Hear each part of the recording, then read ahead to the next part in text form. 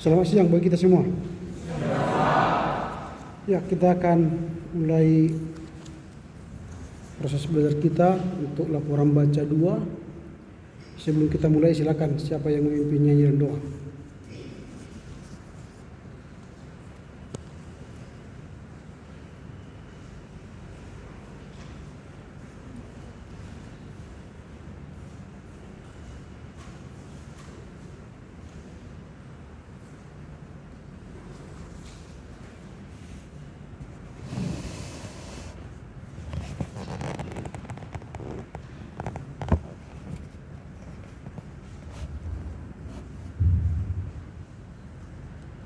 Baik, sebelum kita mulai proses pembelajaran kita akan pujian.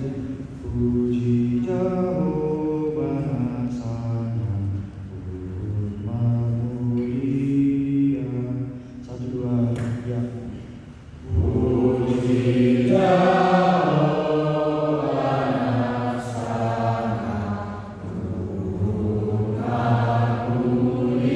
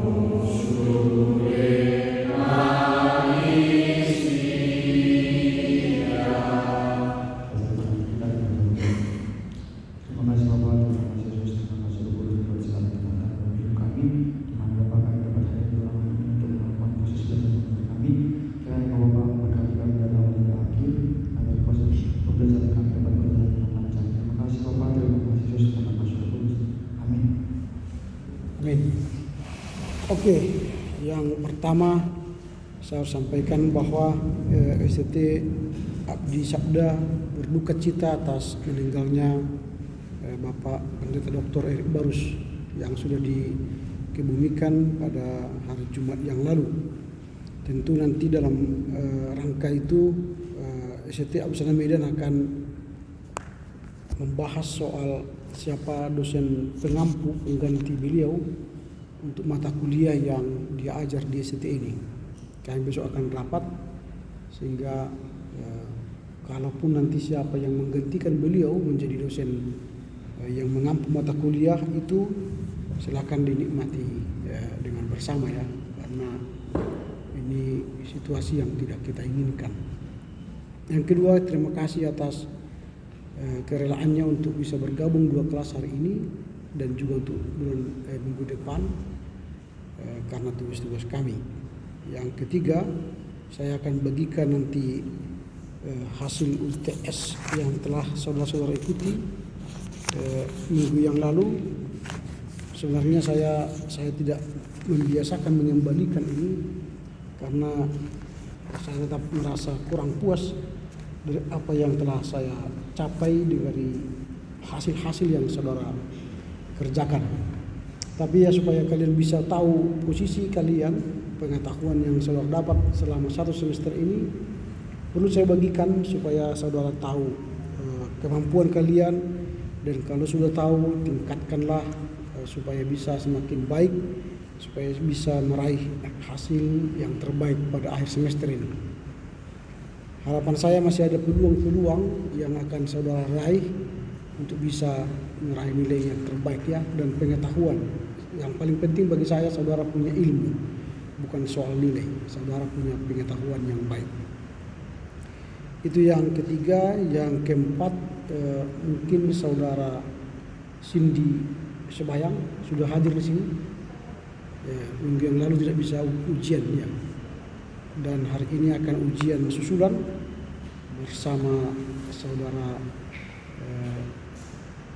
siapa ini? Siapa yang di belakang dari kelas B, Dea ya, bersama dengan Dea hari ini akan ujian. Karena itu saudara Dea dan silakan datang ke depan. Saudara Cindy dan Dea, silakan datang ke depan untuk mengambil materi soal ujian susulan.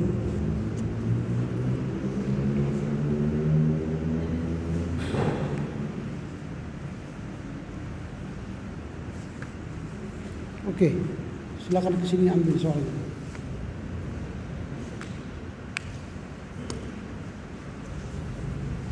Ini untuk dia. Untuk sini. Kalian di sana satu, di sini satu. Silakan waktunya nanti sama. Habis perkuliahan ini boleh kumpul, atau kalaupun sudah selesai 10 menit silakan antar ke depan. Tulis nama dan kelas berapa.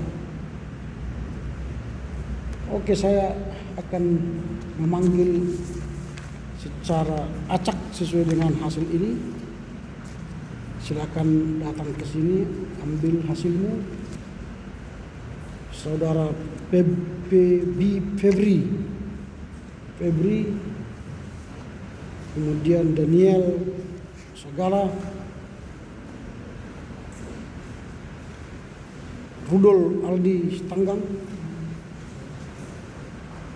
Joshua Simon Khalid, Amanda Safrina, Wilmar Regina, Windy Regina,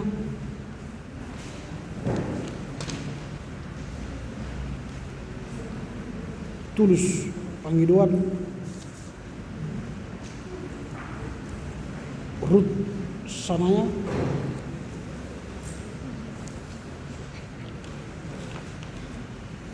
Ega Ferdi, Gabriela, Haripin, Benny,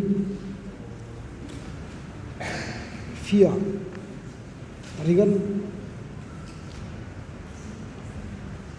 Edward Cito, Pasca, Aldo,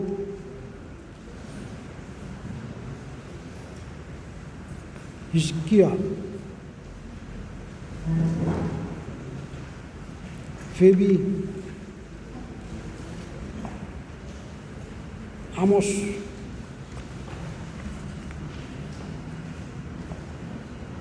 Dandi,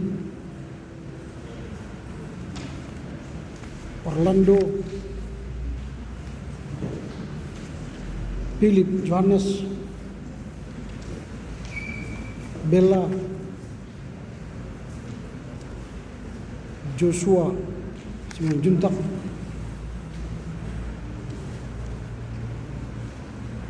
Yasmin,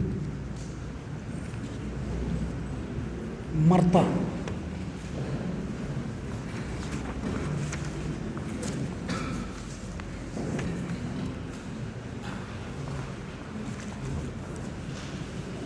sambil bawa itu tangan.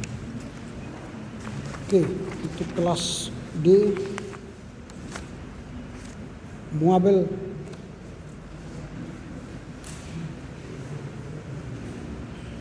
Noel,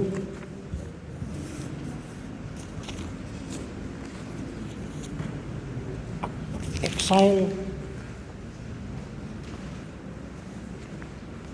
Arjuran,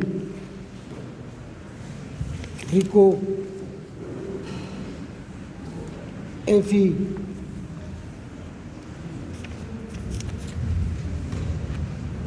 Hanna,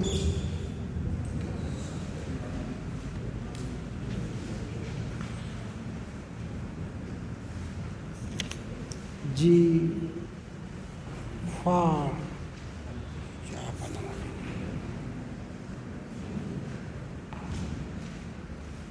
Tulisannya pun nggak bisa dibaca. Ya, siapa namanya? Jivanko. Nggak bisa menulis namamu bagus. Namamu aja nggak jelas. Jus Diaman, Hanna Lika, Lucky Ritonga, Teger Bangun, Lucky Barus, Rina,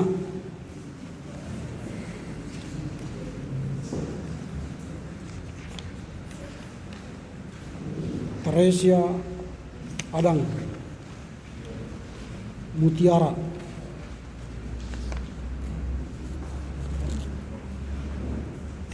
Evi Tania,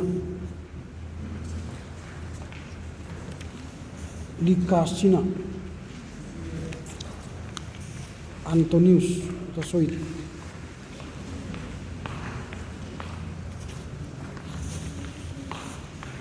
Rotua,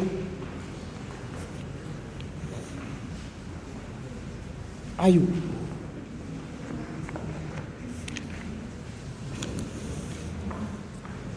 Sri,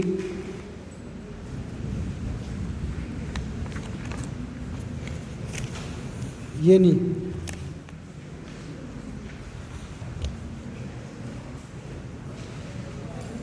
Ariana Tasya,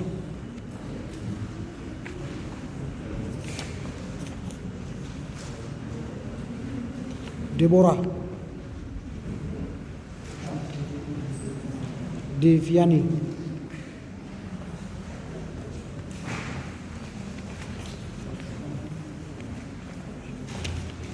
Sumitro, Thomas, Royatul. Ini sambil bawa ini. Selamat yang punya bawa pulang telur, goreng lagi nanti di rumahmu, pakai cabai, pakai garam biar lebih enak ya. Dan berpikirlah ke depan kalau ingin selesai dengan baik. Kasihan orang tuamu dan kasihani dirimu yang tidak punya apa-apa modalnya. Menyentuh sedikit pun gak ada, kena kepada sasaran.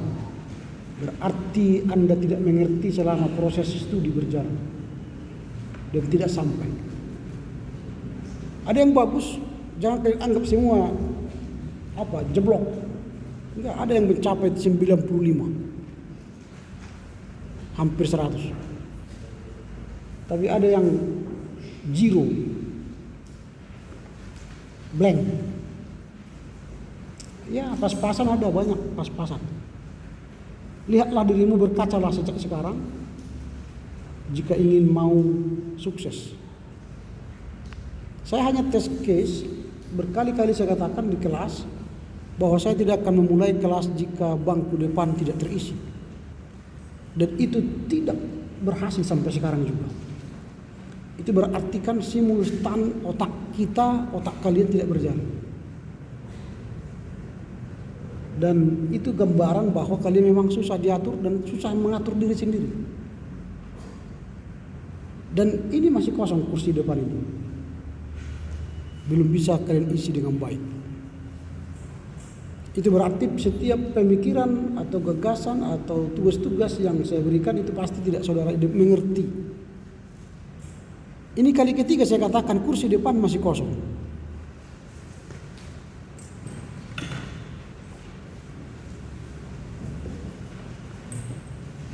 Dan mungkin dia hanya melihat orang lain yang maju ke depan tanpa mengatur dirinya maju ke depan. Bukan berlomba untuk pintar, tapi berlomba untuk bodoh. Kata yang sama saya ulangi berkali-kali, tidak bisa dicerna otak kalian, itu berarti itulah kalian.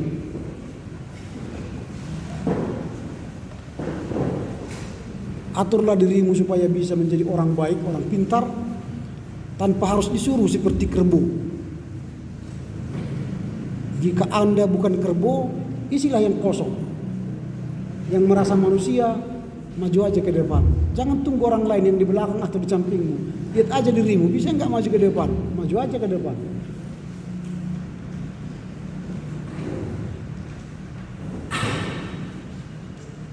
Kalau tidak, berarti kelas ini kita tutup.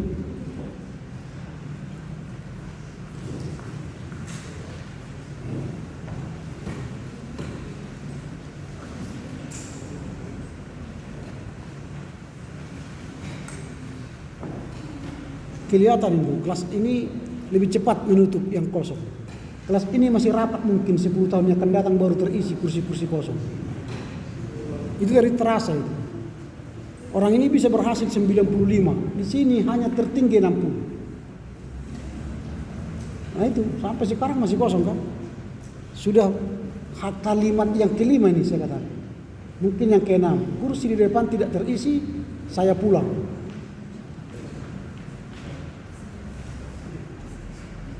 Jangan suruh orang lain, jika Anda bisa mengerjakannya, maju aja ke depan.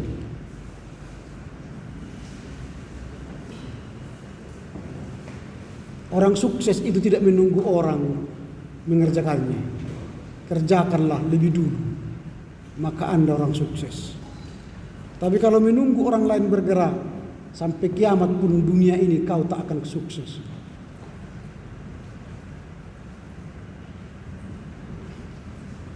Orang sukses itu ialah bekerja hari ini supaya jangan berlari hari besok. Saya ulangi, orang sukses ialah bekerja hari ini supaya jangan berlari hari esok.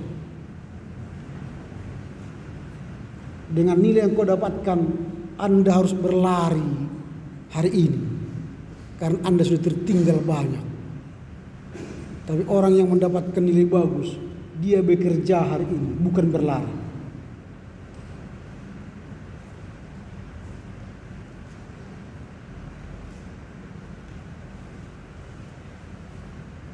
Kasihanilah dirimu ya. Saya ulangi, kasihanilah dirimu dengan cara belajar, membaca. Saudara bukan lagi SMP atau SMA yang cara belajarnya dicekoki. Lalu guru mengajar, kalian catat di bukumu. Lalu Anda pulang lepas bukumu di ruangan rumahmu atau di ruang belajarmu. Habis itu pas ujian baru ambil buku itu, baru kau baca-baca kamit mulutmu kayak orang gila. Itu cara belajar SMA. Anda bukan lagi siswa, tapi maha siswa, di atas siswa. Mahasiswa artinya Anda belajar sendiri, mandiri, mengeksplor ilmu-ilmu yang Anda ingin dapatkan. Anda masukkan ke otakmu supaya tersimpan. Tatkala ujian datang, Anda hanya meluncurkan isi-isi yang ada dalam otakmu dengan kata-kata. Tapi kalau tidak ada isinya, sampai kiamat pun dunia ini nggak bisa kau jawab.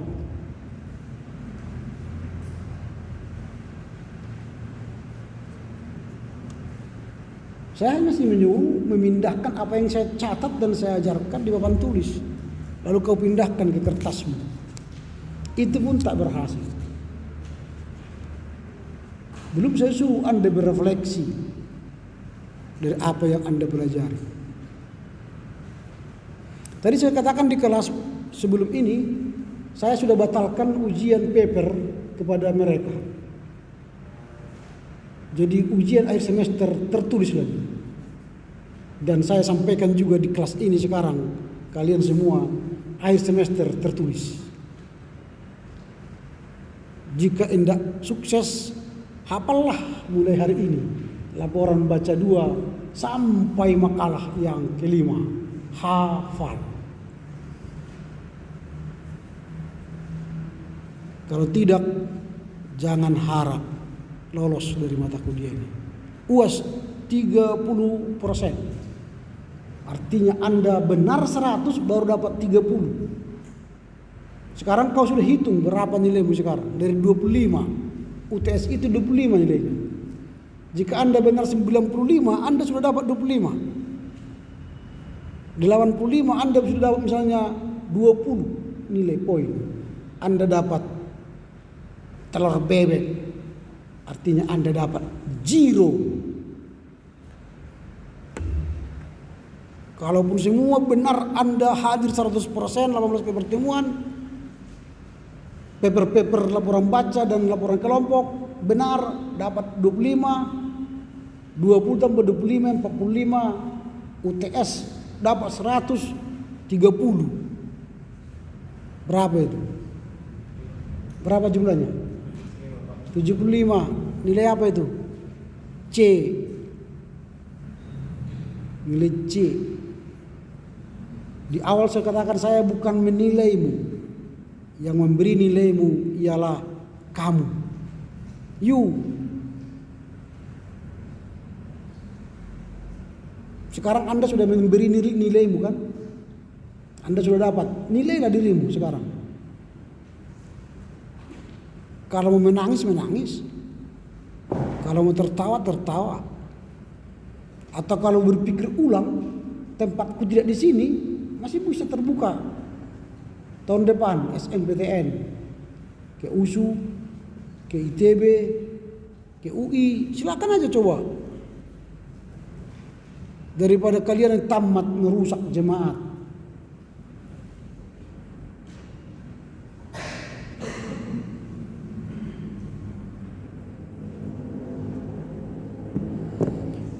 Oke, saya tidak mau menghabiskan dengan waktu itu untuk itu yang bahas itu. Kita masuk pada laporan baca 2. Terserah ya, Anda mau maju atau tidak terserah.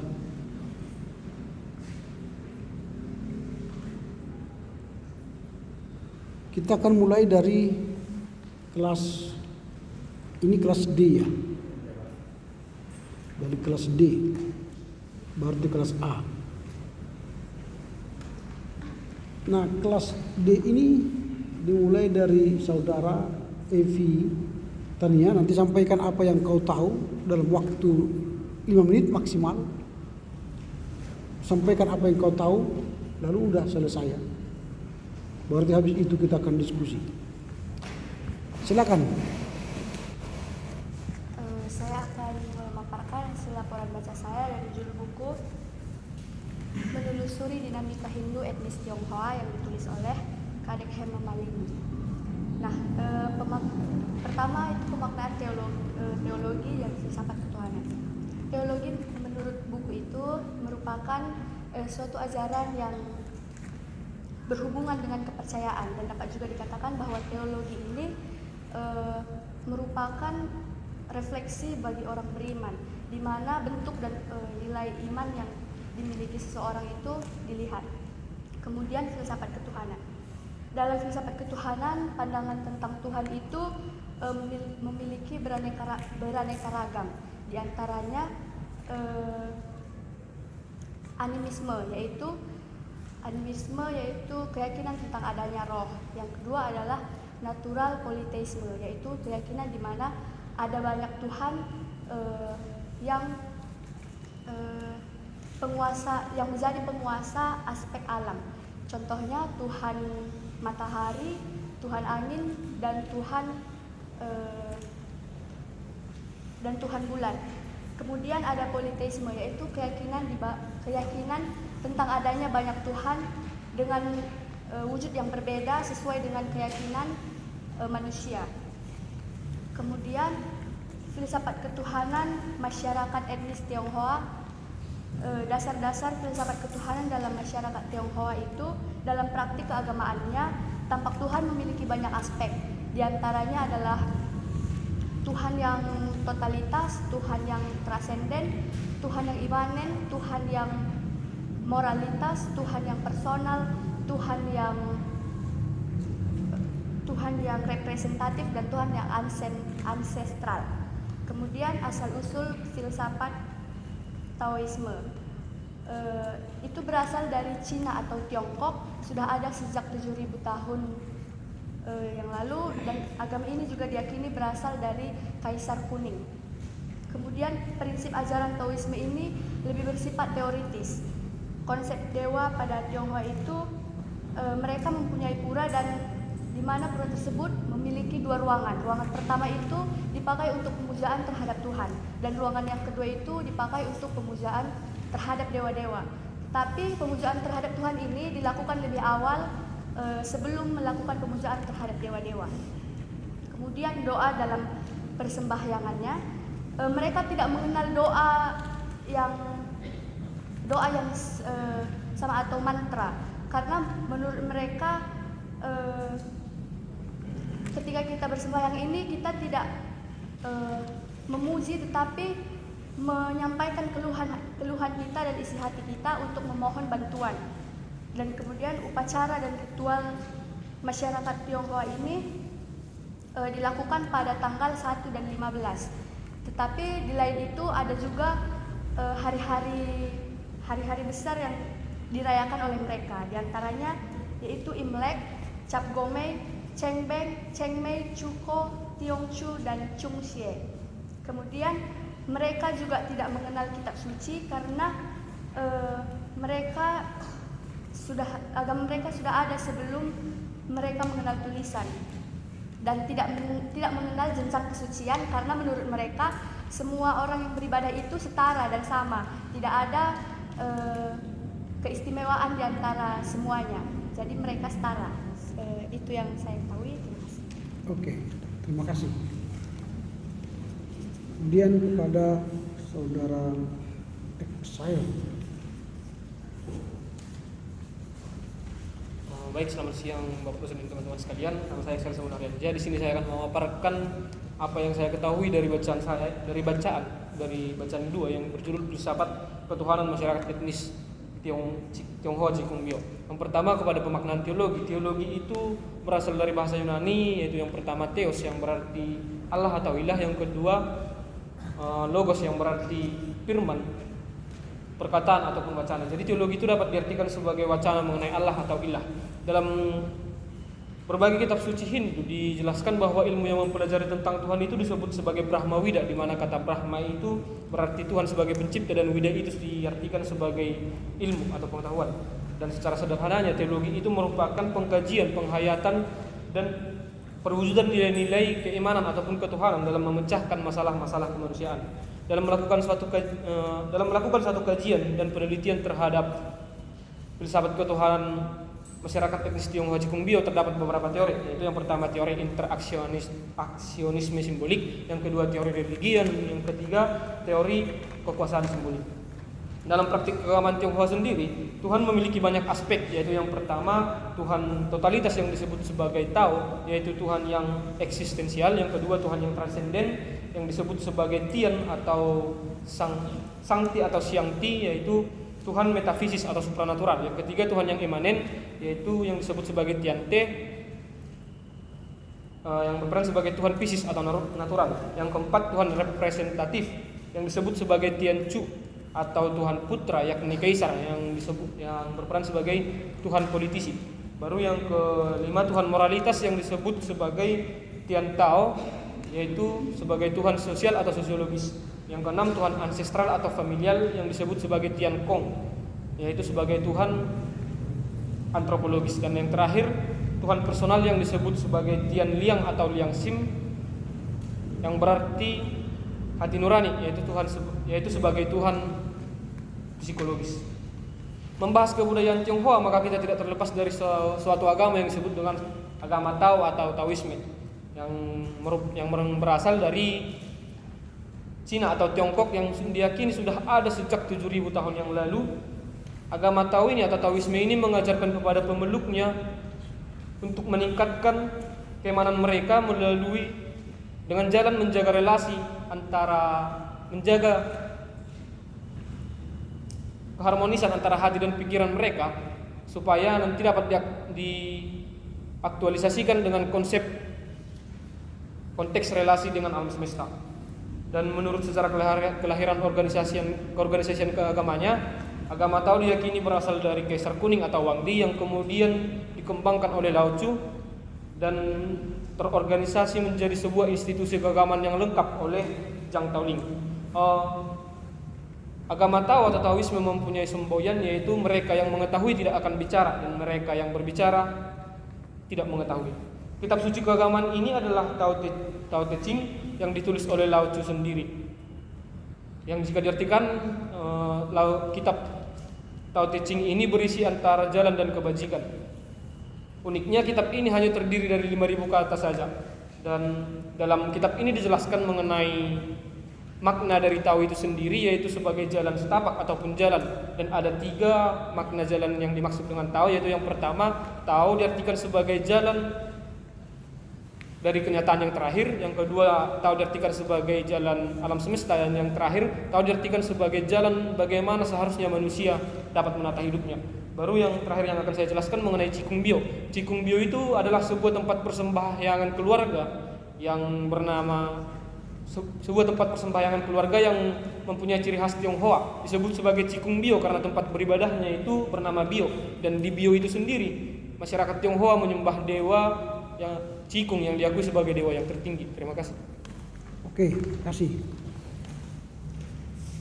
Selanjutnya Saudara Hanna Uli Tegaluh.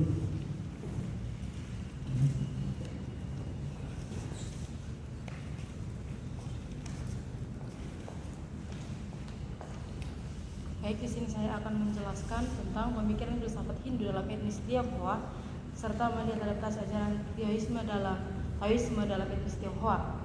Kata teologi berasal dari bahasa Yunani, yaitu yang dibagi menjadi dua istilah. Yang pertama yaitu theos dan logos. Theos yang artinya adalah Allah atau ilah-ilah, dan logos yang merupakan perkataan, firman atau wacana. Teologi merupakan ajaran yang berhubungan dengan kepercayaan. Teologi merupakan ilmu yang berhubungan dengan Tuhan.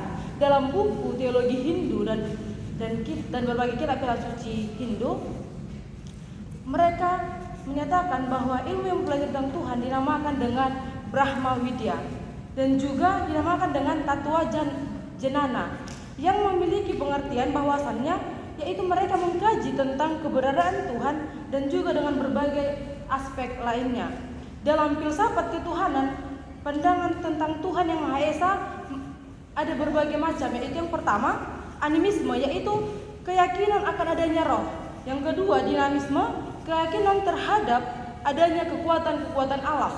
Yang ketiga yaitu totemisme. Totemisme ini merupakan keyakinan terhadap adanya binatang keramat yang harus dihormati.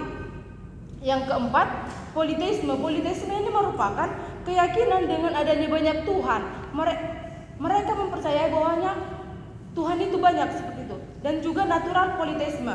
Natural politeisme ini merupakan keyakinan dengan adanya banyak Tuhan sebagai penguasa alam semesta.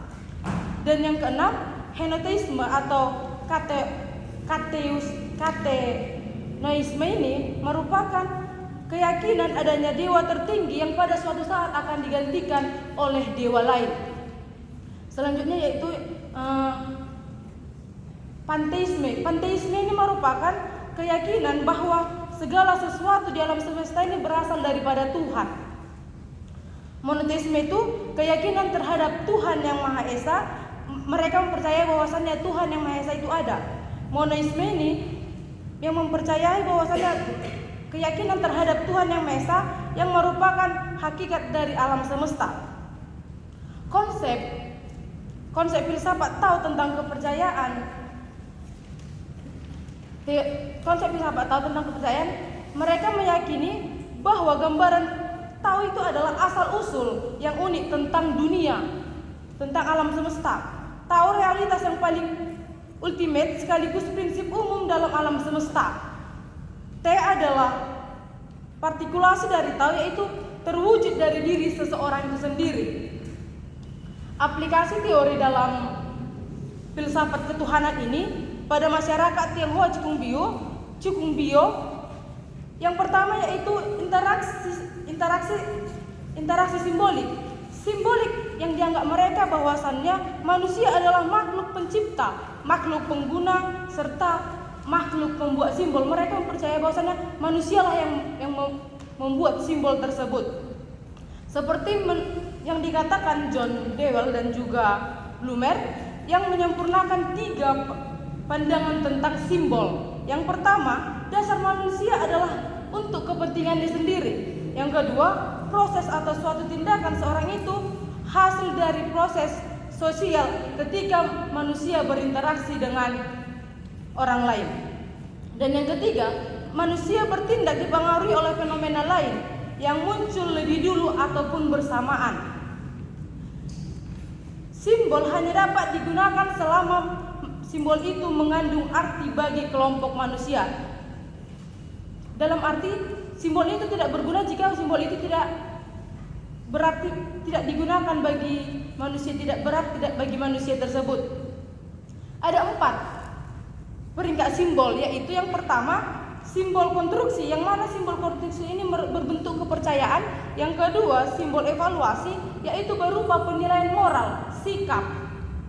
Yang ketiga simbol kognisi. Di simbol kognisi ini yaitu berupa suatu pengetahuan, ilmu. Dan yang keempat yaitu simbol ekspresi, yang berupa pengungkapan perasaan jiwa yang dirasakan oleh seseorang. Cikung Bio yaitu dalam proses pencarian bentuk keyakinannya yang memberikan rasa kepuasan dalam batinnya. Mereka mempercayai bahwa masyarakat tidak dapat terlepas dari pengalaman-pengalaman religius atau hal-hal gaib. Masyarakat Cikung Bio mempercayai bahwasannya hal-hal gaib itu ada seperti itu. Dasar-dasar dalam filsafat ketuhanan dalam masyarakat Tionghoa, negara Cina merupakan negara yang memiliki peradaban paling tua, negara yang memiliki penduduk dunia yang paling banyak. Filsafat yang digunakan oleh masyarakat Cina yaitu filsafat yang sangat natural. Bagi masyarakat Cina, filsafat dan cara berpikir tidak dapat dibedakan. Bagi Tionghoa, Tuhan yang imanenlah yang lebih banyak atau mendapatkan fokus pemujaan daripada Tuhan yang transpenden, yang hanya bersifat kebaktian murni tanpa mengharapkan imbalan. Bagi masyarakat Tionghoa, dasar kejiwaan mereka adalah etika, bukanlah agama. Sehingga dalam masyarakat Tionghoa muncul yang namanya Taoisme yang berasal dari Cina Tiongkok. Taoisme ini mengalami banyak perubahan. Tao yang artinya sebuah agama yang membebaskan pemeluknya. Cukup. Habis waktu. Selanjutnya kepada Hana Lika Rangnang.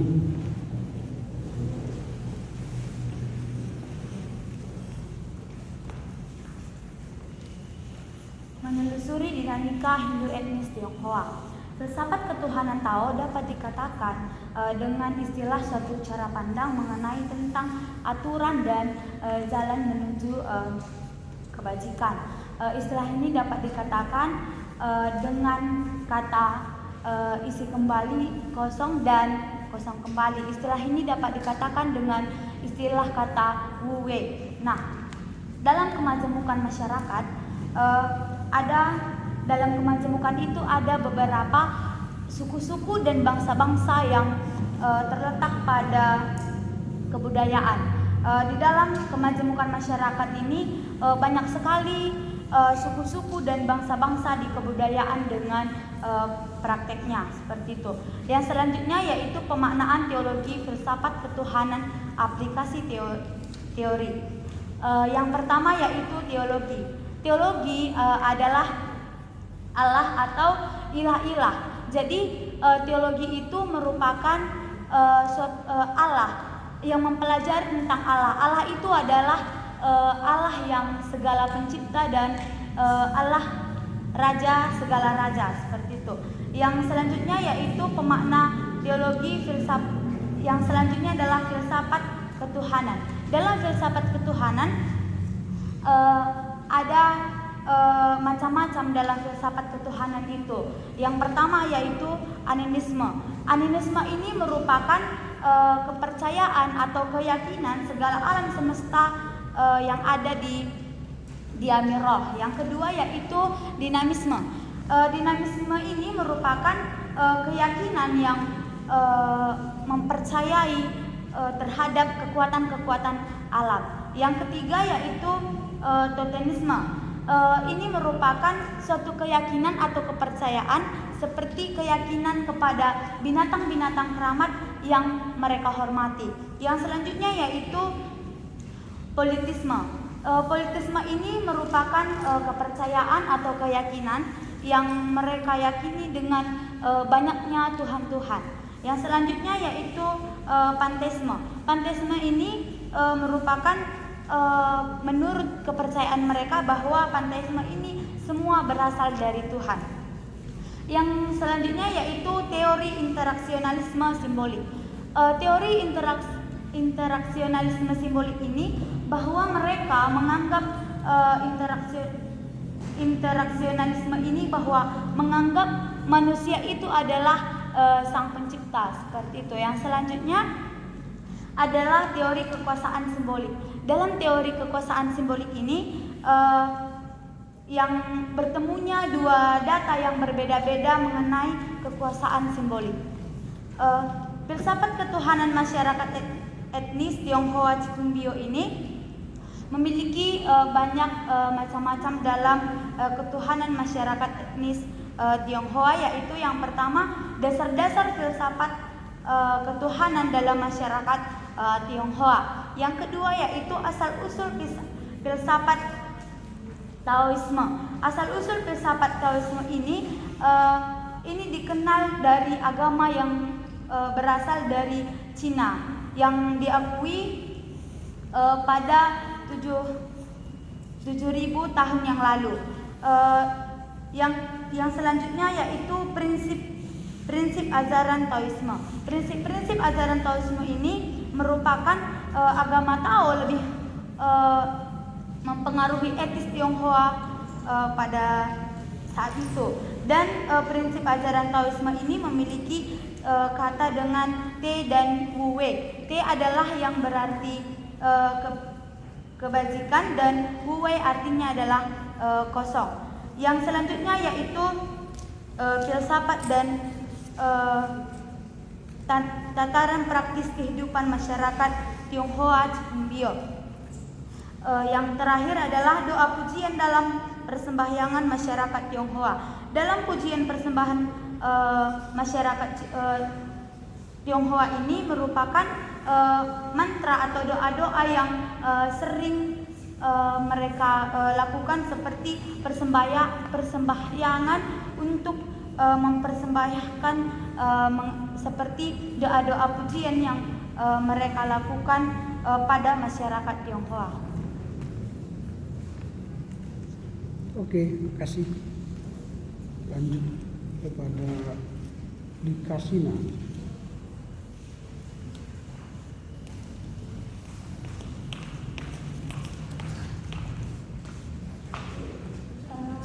Menelusuri dinamika Hindu etnis Tionghoa, ketuhanan Tao dapat dikatakan sebagai aliran atau kebajikan. Di sini filsafat ketuhanan Tao dan Hindu hampir sama karena ada ketuhanan dan kosmologinya. Kemajemukan yang terjadi di Hindu itu mereka terima dengan terbuka dan dengan lapang dada, tapi tidak menutup kemungkinan itu menjadi suatu masalah karena adanya konflik kebudayaan. Teologi, teos atau disebut dengan Allah atau ilah, yang logos disebut dengan perkataan, firman atau wacana.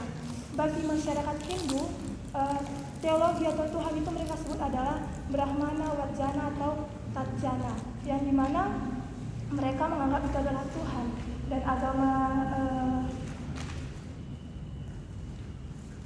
itu menganggap adalah tahta tertinggi. Filsafat ketuhanan ada beberapa hal, yaitu animisme, dinamisme, totemisme, polyhelenisme, monisme, dan panteisme. Ini berbicara tentang filsafat ketuhanan. Dasar filsafat dalam masyarakat Tionghoa, negara Cina adalah negara tertua dan agama tertua. Dan di sini filsafatnya diakui karena mereka menganggap bahwa filsafat Cina ini sangat natural dan spontan, dikarenakan mereka bercerita tentang dirinya sendiri. Dan pun di sini mereka juga menyadari kekuatan tinggilah yang mengatur kehidupan mereka. Bagi Tionghoa baginya Tionghoa adalah Tuhan imane atau fokus kepada pemujaan, tapi transgen itu sifat kebaktian murni yang sebenarnya terjadi. Asal usul filsafat Cina itu adalah Cina Tionghoa, tapi sebenarnya belum bisa dipungkiri dan dipastikan kapan terjadinya filsafat ini, karena ini juga diakui sejak 7.000 tahun yang lalu. Dan ini menurut organisasinya yang bernama dari kuning atau Wang Di itu yang mengesahkan bahwa agama Taoisme ini berasal dari situ. Prinsip ajaran Taoisme adalah agama Tao lebih memperhatikan etis Tionghoa dan kosmologinya, sedangkan Buddhisme adalah memberikan penekanan terhadap diri sendiri dan mempengaruhi psikologi. Ada tiga, yaitu Tao dapat diartikan sebagai kenyataan akhir, sebagai alam semesta dan manusia yang menata hidupnya. Theo adalah kebajikan moral atau sikap, sedangkan Wei adalah kosong, hampa atau tidak nyata. Konsep dewa-dewa di Tionghoa Cikungbio merupakan tempat penyembahan bagi mereka atau altar, dan Cikungbio merupakan para pertama bagi umat Hindu etnis untuk beribadah. Konsep pura menurut Tionghoa adalah altar pemujaan dengan menggunakan ritual. Simbol sangat dibutuhkan dalam Tionghoa karena menurut mereka simbol adalah bentuk ekspresi mereka dan bentuk ungkapan rasa mereka. Doa pujian dalam penyembahan masyarakat Cikungbio ada mantra atau doa, tapi itu tidak dikenal di masyarakat ini. Hindu lebih melafalkan Trisathaya atau doa awal yang sebelum bersembahyang dan bertujuan menyampaikan isi hatinya dan memuji dan berpendapat bahwa mereka adalah bersembahyang dan berdialog langsung dengan Tuhannya, dan bahkan mereka juga memujinya dengan seperti berbicara kepada teman sendiri. Hindu pengungkapan mantra itu melalui doa salah satu masyarakat dalam suatu penambahan karena mantra gabungan kata dari Veda. Dari mantra ini mereka beranggapan kesehatan akan dijamin dan kehidupan mereka akan aman dan tentram. Terima kasih Pak. Oke, kasih lanjut kepada Luki Tonga. Oke, terima kasih. Saya akan melaporkan pendapat saya di dalam buku Teologi Rebuta, Teologi atau Brahma Widya yang merupakan tentang ilmu tentang Tuhan. Brahma merupakan sebuah gelar yang diberikan Sang Pencipta dan Widya artinya adalah ilmu. Di dalam filsafat ketuhanan ada beberapa bagian yang dapat kita jumpai. Ada yang namanya anisme, yaitu adanya keyakinan, adanya roh, bahwa alam semesta ini dipenuhi oleh roh-roh yang berbeda. Yang kedua ada dinamisme, yaitu adanya keyakinan tentang kekuatan alam, baik itu berupa makhluk ataupun yang tidak terwujud yang memiliki kekuatan. Yang ketiga ada totanisme, yaitu keyakinan adanya binatang keramat yang sangat dihormati dan ini dianggap keramat. Dan yang ketiga ada politisme, yaitu keyakinan adanya banyak Tuhan, banyaknya wujud Tuhan yang berbeda-beda sesuai dengan keyakinan manusia itu sendiri. Ada henotisme, yaitu keyakinan bahwa ada dewa yang tertinggi, tetapi bukan dewa tersebut yang menjadi dewa, akan ada masanya penggantian. Dan ada panteisme, yaitu bahwa segala sesuatu yang ada di alam semesta ini adalah diciptakan oleh Tuhan, maka dari itu alam semesta ini adalah dikuasai oleh Tuhan. Ada monoteisme, yaitu pandangan terhadap Tuhan yang Maha Esa, dan monoteisme ini dibagi atas menjadi dua.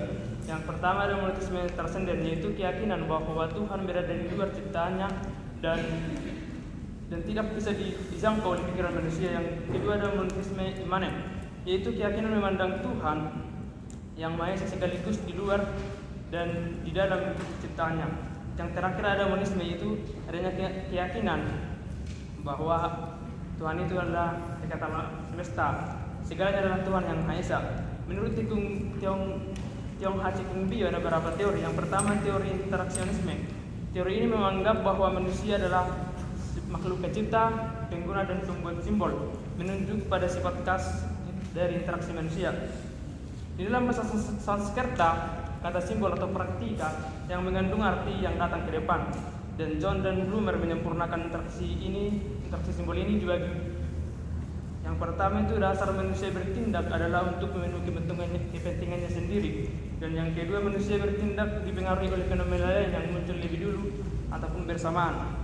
Dan Triguna juga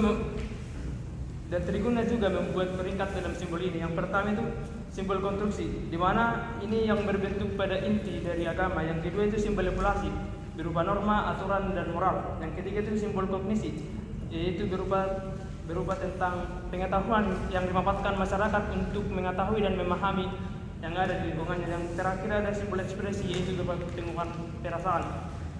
Ada juga teori religi. Teori religi ini dibagi atas menjadi tiga. Yang pertama itu berfokus kepada penjelasan agama untuk penganutnya, dan yang kedua itu berfokus pada pentingnya pengalaman, dan yang ketiga berfokus kepada fungsi-fungsi dan nilai agama-agama. Yang ketiga ada teori simbolik, di mana teori ini bertemunya dua budaya yang berbeda, contohnya Tionghoa dan Hindu Bali. Di negara Cina merupakan negara yang memiliki peradaban yang paling tua. Filsafat mereka dikatakan sebagai filsafat natural dan juga dapat dilihat dari kehidupan mereka. Cara berpikir orang Cina atau filsafat mereka tidak jauh dari kebudayaan dari India. Dan juga bagi etnis Tionghoa, Tuhan immanenlah yang lebih banyak mendapat permohonan penyembahan perjutan, sedangkan Tuhan yang transenden hanyalah bersifat peribadahan yang murni atau tidak mengharapkan imbalan. Ada 4 unsur yang terpenting dalam kejadian ini. Yang pertama itu pengakuan adanya kekuatan gaib yang menguasai atau mempengaruhi kehidupan manusia. Yang kedua adanya bahwa keselamatan hidup manusia tergantung pada hubungan manusia itu terhadap makhluk gaib yang tersebut. Yang ketiga sikap emosional, bagaimana sikap manusia itu terhadap gaib itu seperti takut, hormat, dan lain-lain. Yang terakhir ada tingkah laku. Tingkah laku tertentu dapat diamati seperti berdoa, bersembahyang, dan puasa dan lain-lain. Bagi masyarakat Tionghoa, dasar kejuan mereka adalah etika, bukan agama. Agama menurut mereka hanyalah filsafat bangunan serta atas tertentu yang terdiri dari takyul dan dogma serta lembaga-lembaga. Taoisme mengajarkan manusia supaya mengikuti alam, sedangkan Tao Te mengajarkan manusia supaya menentang alam. Menurut tradisi filsafat Cina, tugas filsafat bukan hanya menunjukkan manusia untuk berpikir ke arah positif, melainkan juga menaikkan taraf jiwa. Agama Tao merupakan agama yang kita kenal sebagai agama Taoisme, yang merupakan agama yang berasal dari Cina. Dari data-data yang ada, agama ini merupakan agama termasuk juga agama yang tertua di dunia. Agama ini muncul sekitar 7.000 tahun yang silam. Taoisme diyakini dari Kaisar Kuning atau Wang Di. Dan secara harfiah Tao ini diartikan sebagai jalan. Untuk memahami lebih pastinya ada beberapa bagian tentang Tao ini. Yang pertama itu Tao dapat diartikan sebagai jalan dan kenyataan terakhir.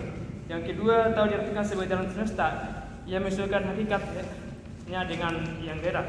Yang ketiga, Tao diartikan sebagai jalan sebagaimana manusia itu menata hidupnya. Ajaran Tao diwujudkan dalam fenomena dan hukum alam yang mendidik makhluk manusia tanpa bicara. Maka dari itu, alam semesta adalah Tao. Dan bagi masyarakat Tionghoa, yang terpenting bagi mereka adalah ayat suci, bukan kitab. Ayat suci dapat berbentuk lisan, fenomena, simbol, dan artefak. Dan menurut penelitian dari KJJ, mereka tidak mempunyai tingkat dari kesucian atau jenjang petugas keamanan. Bagi mereka semua adalah setara atau sama. Oke, Terima kasih. Ya, selanjutnya yang terakhir dari kelompok D, yaitu saudara Iki Barus.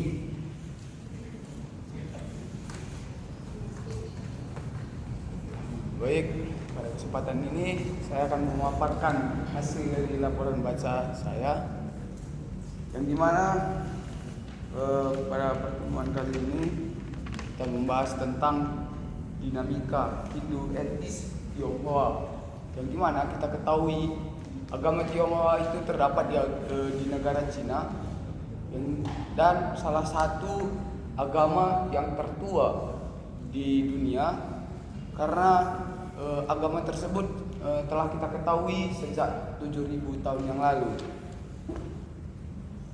Filsafat mereka juga begitu simpel, karena filsafat mereka bisa disebut sebagai filsafat yang natural atau spontan. Ketika mereka melihat sesuatu, mereka bisa berfilsafat dengan cara mereka sendiri. Dan prinsip-prinsip Teonisme di dalam buku Tao Te Ching memiliki arti yang T artinya kebijakan atau moral, tentang kebaikan prinsip-prinsip seseorang. Yang kedua Wei yang berarti tidak atau tidak ada, yang sama artinya dengan kosong. Di mana ada di dalam dinamika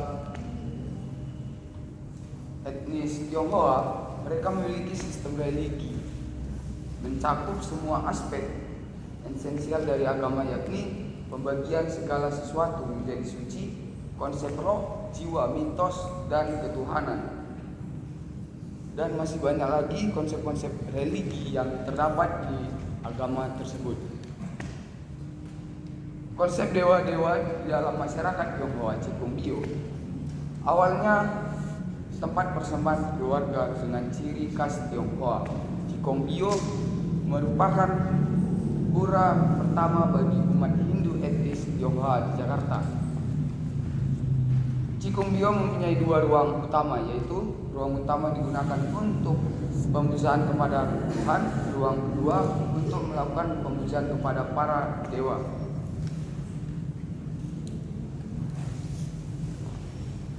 Upacara dan persembahyangan yang kita tahu pada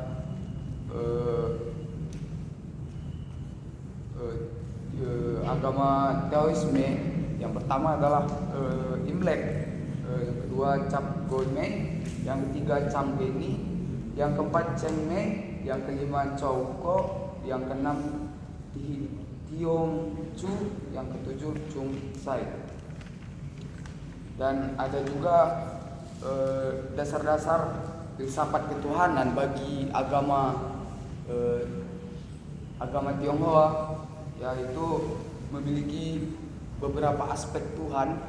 Yang pertama, yang paling utama adalah Tuhan totalitas, disebut Tao sebagai Tuhan eksistensial, dan Tuhan yang transenden disebut sebagai Tuhan atau Siang Te. Tuhan imanen yang disebut sebagai Tian Te sebagai Tuhan titis atau natural. Dan agama tersebut memiliki kitab suci yang disebut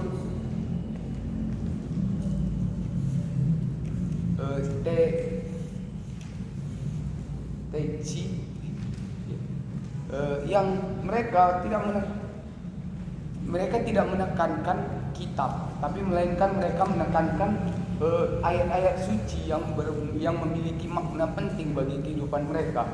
Serta di dalam kehidupan orang Tiongkok, mereka tidak memiliki yang namanya kesenjangan atau kesederajatan orang suci.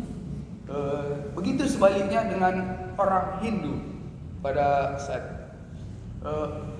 saat agama Tiongkok atau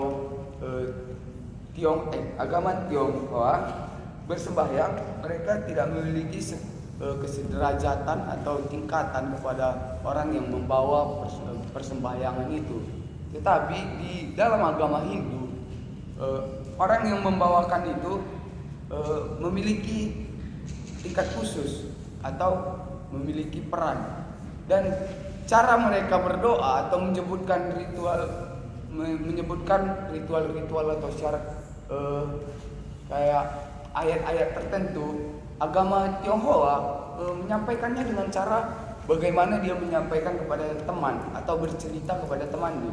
Berbeda dengan agama Hindu, mereka memiliki cara atau memiliki teknik untuk membacakan ayat-ayat tersebut. Demikian laporan pembacaan saya. Terima kasih. Oke, baik. Dengan berakhir berakhirlah untuk tugas kelompok 2 dari kelas D. Sekarang kita dengar dari kelompok A, dimulai dari saudara Daniel Sagala.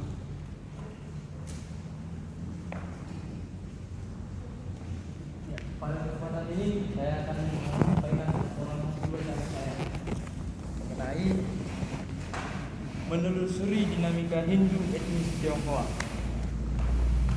Dalam etnis Tionghoa sendiri, mereka memiliki sebuah ilmu atau kajian tentang Tuhan yang mereka namai dengan Tatwa Jenana, yang kemudian itu direfleksikan sebagai bentuk kualitas iman mereka dalam menyelesaikan suatu masalah yang dihadapi mereka sendiri. Kemudian ada Taoisme, yang dimana Taoisme ini bukanlah Taoisme ini adalah sebuah agama yang telah diakui sekitar 7.000 tahun yang lalu, yang dimana Taoisme ini sendiri bersifat secara bebas dan bergerak kemanapun berada. Taoisme ini sendiri mengatur pola hati manusia untuk menuntunnya lebih dekat lebih dekat kepada alam. Dalam Taoisme ini sendiri, dalam etnis Tionghoa, mereka memiliki perumahan ibadah yang mereka sebut dengan Cikung Bio. Rumah ibadah itu dinamakan Cikung, yang disembah mereka ialah rumah ibadah itu disebut dengan Bio, dan yang mereka sembah ialah Dewa Cikung yang dianggap sebagai yang tertinggi. Dalam melaksanakan proses peribadahan, mereka memiliki kitab, namun kitab itu hanya sebagai acuan dalam menata kehidupan mereka sehari-hari. Yang mereka fokuskan ialah ayat-ayat suci daripada kitab tersebut sebagai pedoman dalam melaksanakan kehidupan mereka sehari-harinya. Namun di dalam perumahan Cikung Bio ini terdapat beberapa ruangan yang dipisah-pisah. Ruangan pertama itu ada beberapa dewa yang mereka sembah, yang kemudian dikawal oleh seorang penjaga yang kemudian disimbolkan dengan yin dan yang. Dan ada satu ruangan khusus yang dimana digunakan mereka untuk melakukan persembahan kepada Nyi Roro Kidul yang dilaksanakan setiap Jumat Kliwonnya. Kemudian dalam melakukan upacara, masyarakat etnis Tionghoa ini tidak melakukan tari-tarian ataupun nyanyi-nyanyian. Mereka melakukan doa hanya dengan meluapkan curahan hati mereka, seperti ketika berbicara dengan sesama teman-teman kita ataupun kepada orang yang lebih kita percayai.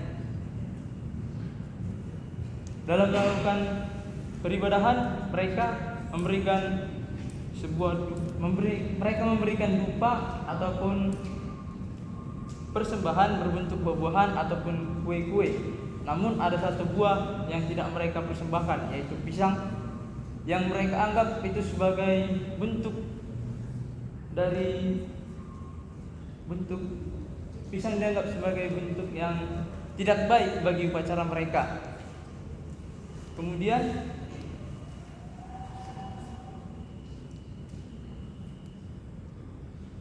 dalam peribadahannya mereka juga mempersembahkan seperti main-mainan, mobil-mobilan yang mereka percayai jika arwah yang telah kembali ataupun telah berpulang, mereka mempercayai jika arwah itu hidup kembali di dunia yang mereka tempati sekarang ataupun di dunia yang dunia orang meninggal.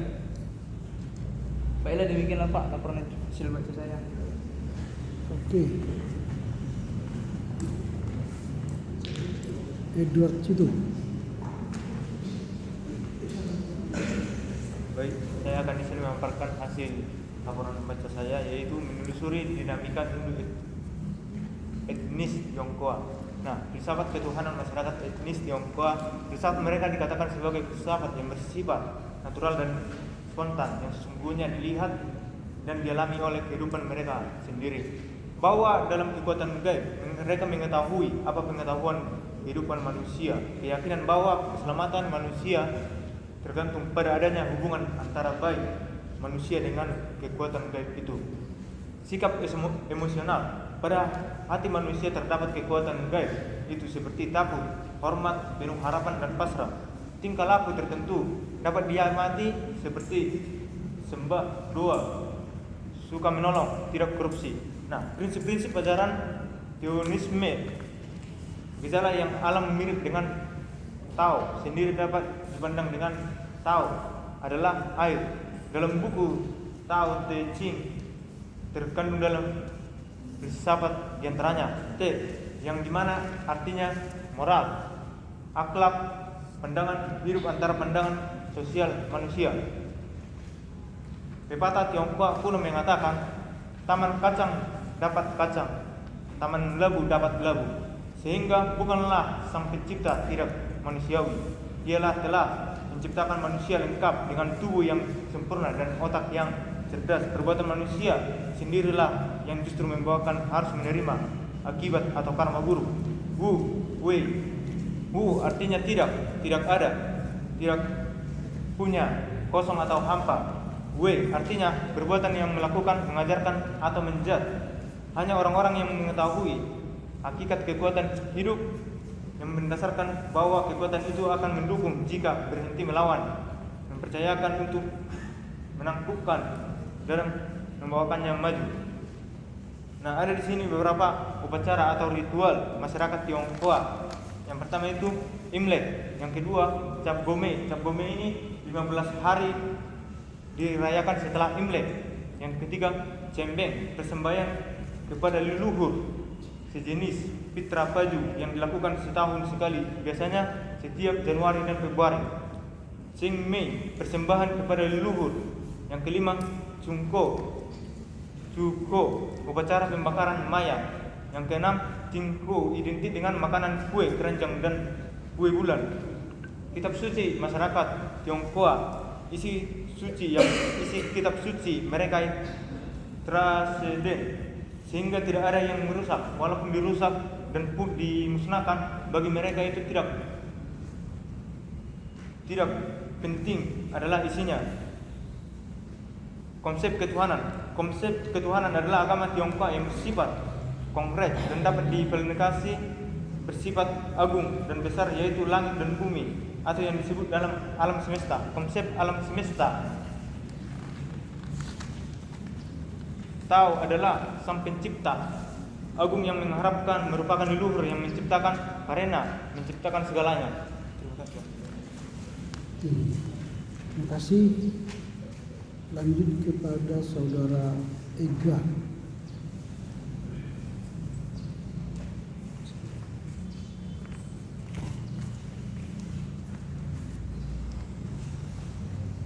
Baik, di sini saya akan menjelaskan dinamika hierarkis Tionghoa khususnya di Jigongyo kita. Jadi sebelum kita masuk sini kita harus memahami pemaknaan teologi filsafat ketuhanan dan bagaimana aplikasi teori. Jadi teologi seperti yang kita ketahui adalah ilmu yang mempelajari tentang Tuhan, berasal dari kata Theos dan Logos. Dalam Hindu dikenal dengan Brahma Widya.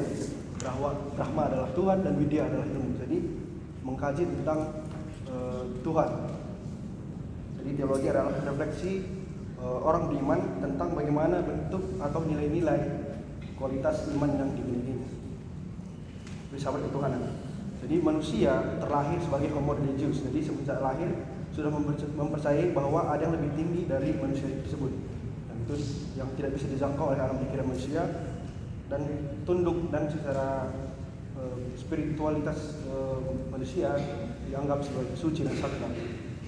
Jadi dalam filsafat ketuhanan ada berbagai bentuk Tuhan yang disembah ataupun yang dipercayakan, ataupun bentuk-bentuk kepercayaan.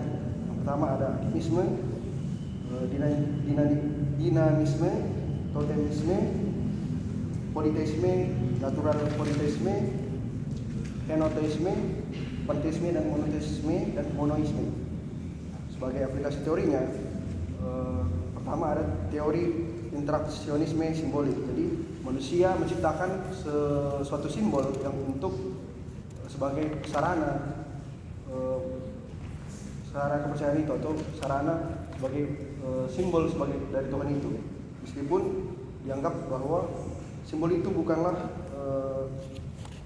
sebagai Tuhan, tetapi hanya penunjang untuk ataupun penghubung dari kita dari manusia untuk kepada Tuhan.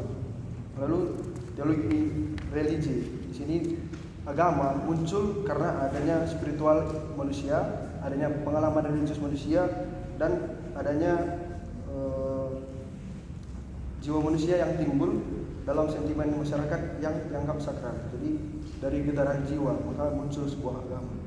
Jadi ada juga yang ketiga, ada teori kekuatan simbolik. Jadi dari simbol-simbol itu memunculkan sebuah kekuasaan yang mengakibatkan ada yang mendominasi dan didominasi. Jadi ada muncul anggapan ketidaksamaan dan ketidaksetaraan, dan muncul anggapan miskin dan kaya dalam masyarakat.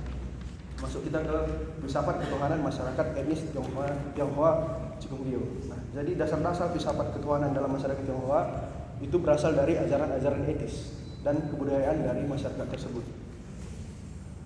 Jadi mereka menganggap yang lebih tinggi, yang tidak bisa dijangkau oleh alam pikiran manusia, itu adalah mereka sebut dengan Tao. Jadi dasar mereka juga adalah psikologi. Psikologi berbeda dengan Tao yang dihubungkan dengan filsafat dan Tao yang dihubungkan dengan agama. Jadi secara filsafat, Tao mengajarkan manusia untuk mengikuti alam. Nah, lalu secara agama, Tao itu mengajarkan manusia untuk menolak alam ataupun melawan alam tersebut.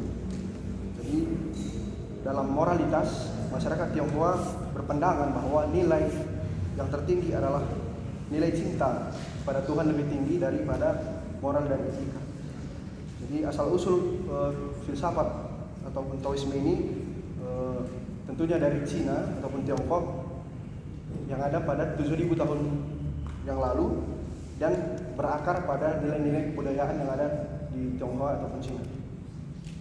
Jadi muncul pada saat Kekaisaran Kuning ataupun Wang Di, lalu dikembangkan menjadi sebuah agama yang terorganisir oleh Zhang Taoling dan seterusnya dikembangkan pada dinasti Kerajaan Zhou, di mana ada tokoh itu Lao Tzu yang menamakannya ini sebagai Tao.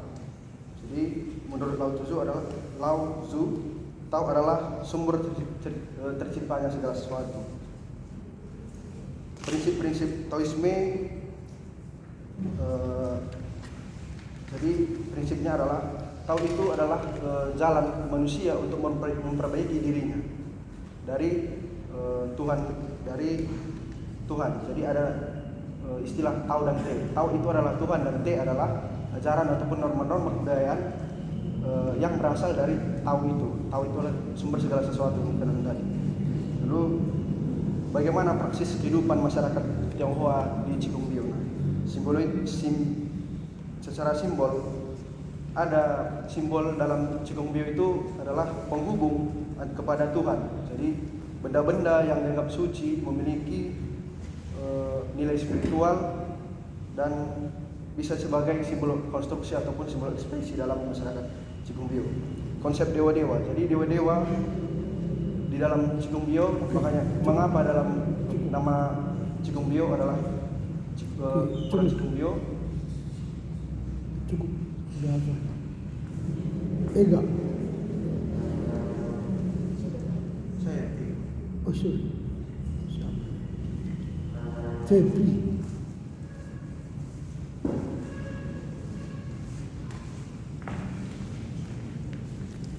Ya, di sini saya akan menyampaikan apa yang saya dapat dari buku Menelusuri Dinamika Hindu-Etnis Tionghoa. Yang pertama dalam teologinya, teologi merupakan ilmu tentang Tuhan. Nah, di dalam teologinya terdapat Tatua Najwa yang dalam artian mengkaji tentang keberadaan Tuhan. Di sini juga terdapat filsafat ketuhanannya seperti ananisme, dinanisme, toteisme, politeisme, natural politeisme, monoteisme, heteronisme, panteisme, monoisme, yang mana sebagai acuan terhadap yang mana digunakan sebagai acuan untuk mengkaji filsafat ketuhanan. Dan juga di sini terdapat aplikasi teori. Yang pertama intraksionisme simbolik, yang mana di sini mengatakan manusia sebagai makhluk pencipta. Selanjutnya dalam teori religi, yaitu fokus terhadap nilai penjelasan agama kepada pemeluknya atau kepada umatnya. Selanjutnya dalam teori kekuasaan simbolik, yang mana di sini bertemunya dua kebudayaan yang berbeda yang melahirkan pandangan definisi dan kategori yang berbeda. Selanjutnya dalam dasar-dasar filsafat ketuhanan, filsafat ini bersifat natural ataupun spontan yang memiliki ajaran dasar, yaitu ajaran-ajaran etnis, yang mana di sini kepercayaan disatukan oleh praktik-praktik atau hal-hal suci yang diperbolehkan dan tidak diperbolehkan. Dalam asal-usulnya, Tao merupakan agama yang memberikan kebebasan kepada pemeluknya, yang mana diwadahi oleh kitab suci, yang mana kitab suci ini untuk menuntut pemeluknya, yang mengartikan pentingnya arti kehidupan. Nah, Tao ini juga mengandung kajian yang sangat luas yang memberikan pesan-pesan moral terhadap penganut agama tersebut. Nah, di sini juga terdapat prinsip-prinsip dalam ajaran Taoisme, yaitu menekankan raga daripada spiritual. Kitab suci Taoisme yaitu Tao Te Ching, yaitu diartikan sebagai jalan ataupun jalan setapak. Nah, jalan Tao ini diartikan menjadi 3 seperti yang pertama, jalan dari kenyataan akhir, jalan dari alam semesta, dan yang terakhir jalan bagaimana seharusnya manusia menata kehidupannya. Di sini juga terdapat filsafat Tao. Yang pertama dalam simbol. Simbol digunakan dalam upacara ataupun dalam prosesi upacara, yang mana simbol-simbol ini memiliki artian tertentu. Dan yang selanjutnya memiliki konsep dewa. Nah, di dalam konsep dewa ini terdapat Cikung Bio, yang mana Cikung Bio ini memiliki 2 ruang utama. Yang pertama, ruang pertama digunakan untuk memuja Tuhan, dan ruang kedua digunakan untuk memuja dewa. Dan di sini digunakan sarana dan prasarana, yaitu logam, air, api, tanah, dan kayu, dan juga digunakan buah-buahan sebagai persembahan mereka. Nah, dalam doa pujaan, masyarakat Tionghoa memiliki pandangan antropoformisme yang terkait terhadap persembahyangan, pengucapan mantra, dan juga doa-doa. Menurut mereka, pujaan adalah tempat umat hidup yang sama seperti mereka. Selanjutnya dalam upacara atau ritualnya, mereka melakukan persembahyangan pada tanggal 1 dan tanggal 15, yang mana ini didasari oleh kalender Cina. Dan di sini mereka juga memiliki hari-hari suci yang mereka rayakan seperti Imlek, Cap Gomei, Cengbeng, Cuko, Tiongchu, Tusie. Dan sini juga mereka kitab suci masyarakat Tionghoa. Dan mereka tidak mengenal apa itu kitab suci, melainkan mereka mengenal ayat-ayat suci. Yang mana ayat suci ini terdapat di dalam bentuk lisan, tulisan, fenomena, artefak, dan juga peristiwa-peristiwa yang terjadi. Selanjutnya, orang suci dalam masyarakat Tionghoa. Nah, dalam upacara-upacara biasa atau dalam upacara-upacara sehari, biasanya mereka dipimpin oleh suhu aseng atau yang disebut juga pemilik bio. Dalam upacara-upacara besar, mereka dipimpin oleh pendeta ataupun disebut juga saikong. Terima kasih. Oke, bagus. Kasih ujian Feby Angelica.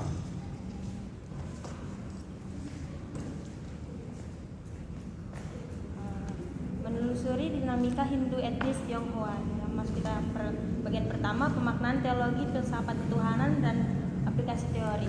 Teologi itu adalah ilmu yang berhubungan dengan Tuhan. Di dalam agama Hindu, Tuhan disebut juga dengan Brahma Vidya, yang berarti ilmu yang mempelajari tentang ketuhanan dengan berbagai aspek yang berbeda. Yang kedua, filsafat ketuhanan.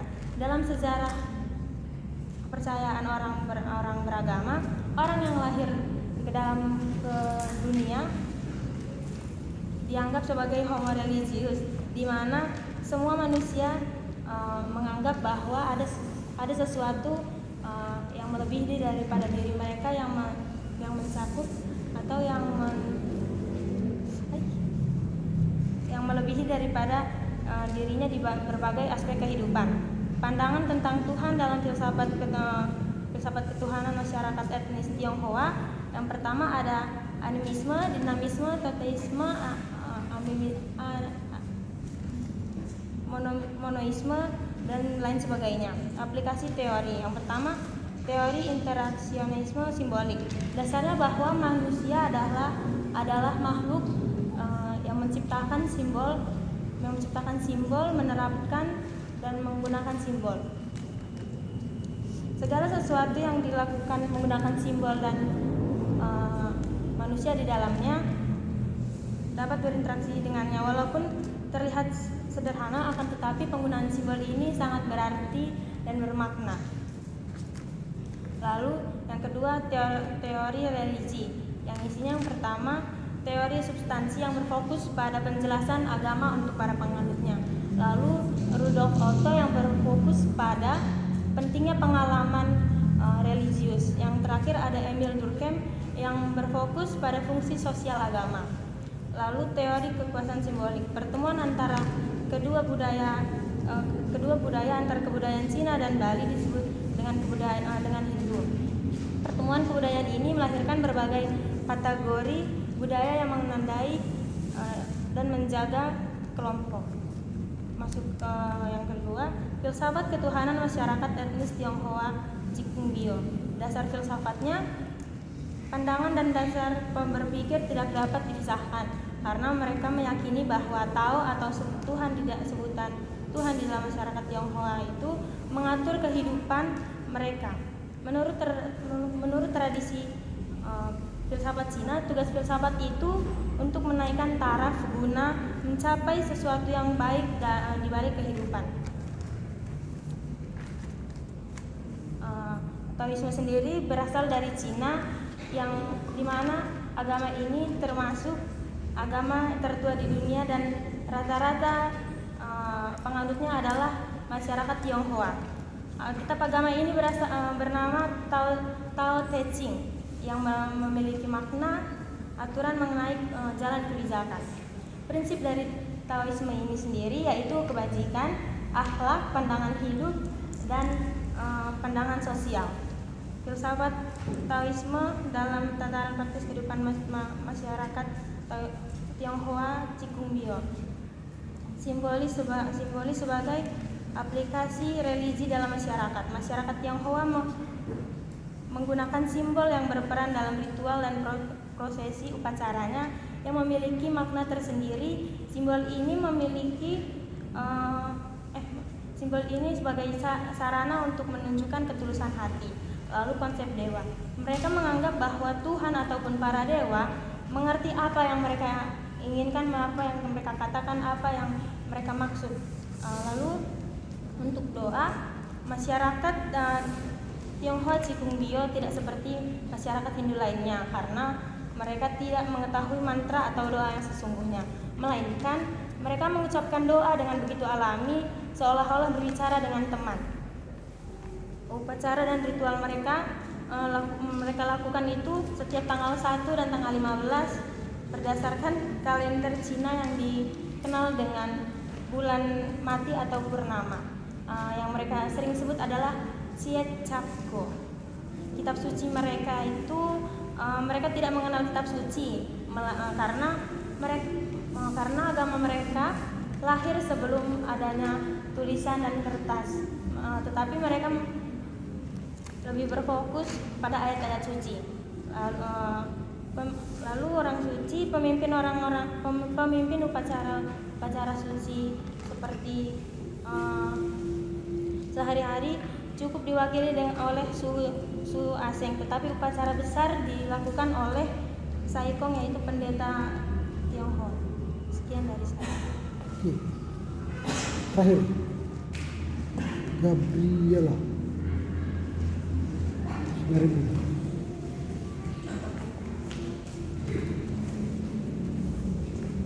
di sini saya akan menjelaskan tentang menelusuri dinamika Hindu etnis Tionghoa yang pengarangnya adalah Kadek Hemamangini.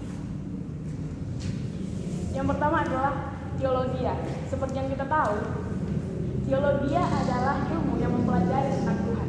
Nah, dalam teologia Hindu, ilmu yang mempelajari tentang Tuhan itu disebut sebagai Brahma Vidya atau biasa dikenal juga sebagai Tatwa Jenana.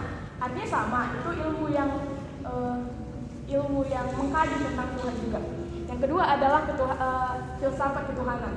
Menurut filsafat ketuhanan ini, ada beberapa pandangan terhadap Tuhan. Yang pertama itu adalah animisme, yang kedua adalah dinamisme, yang ketiga adalah totemisme, yang keempat adalah politeisme, yang kelima adalah natural politeisme, yang keenam henoteisme atau kateisme, yang ketujuh adalah panteisme, yang kedelapan adalah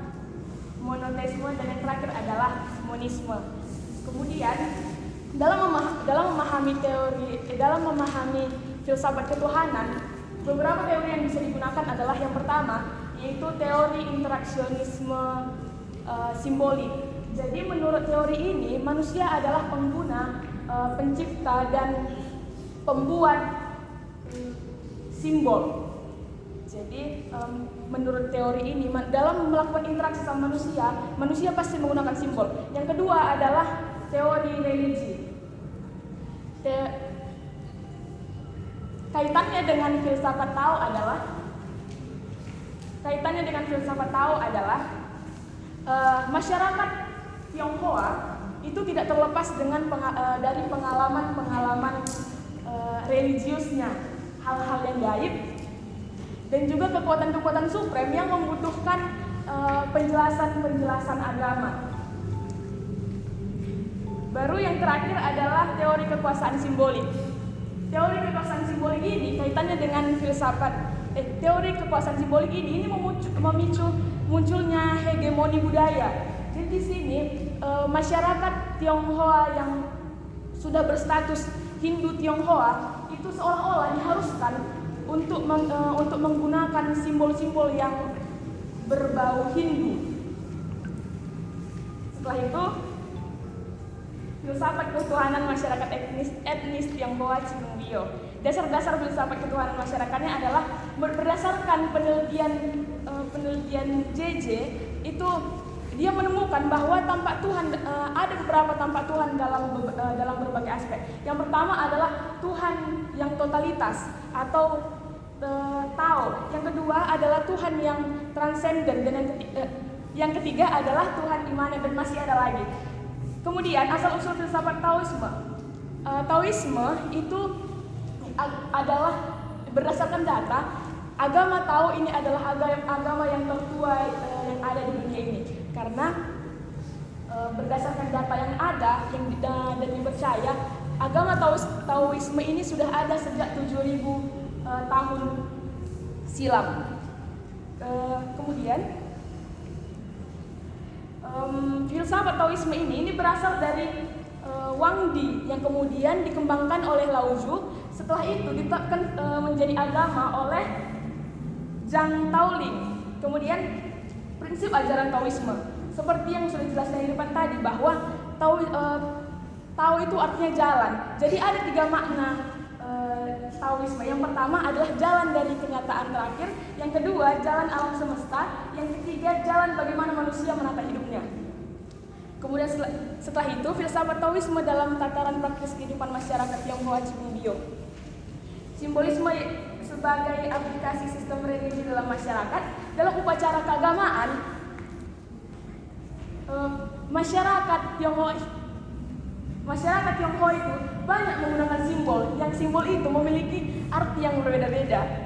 Setelah itu, konsep dewa-dewa dalam masyarakat, tempat peribadahan dan persembahyangan masyarakat Tionghoa ini ada 2 ruangan utama.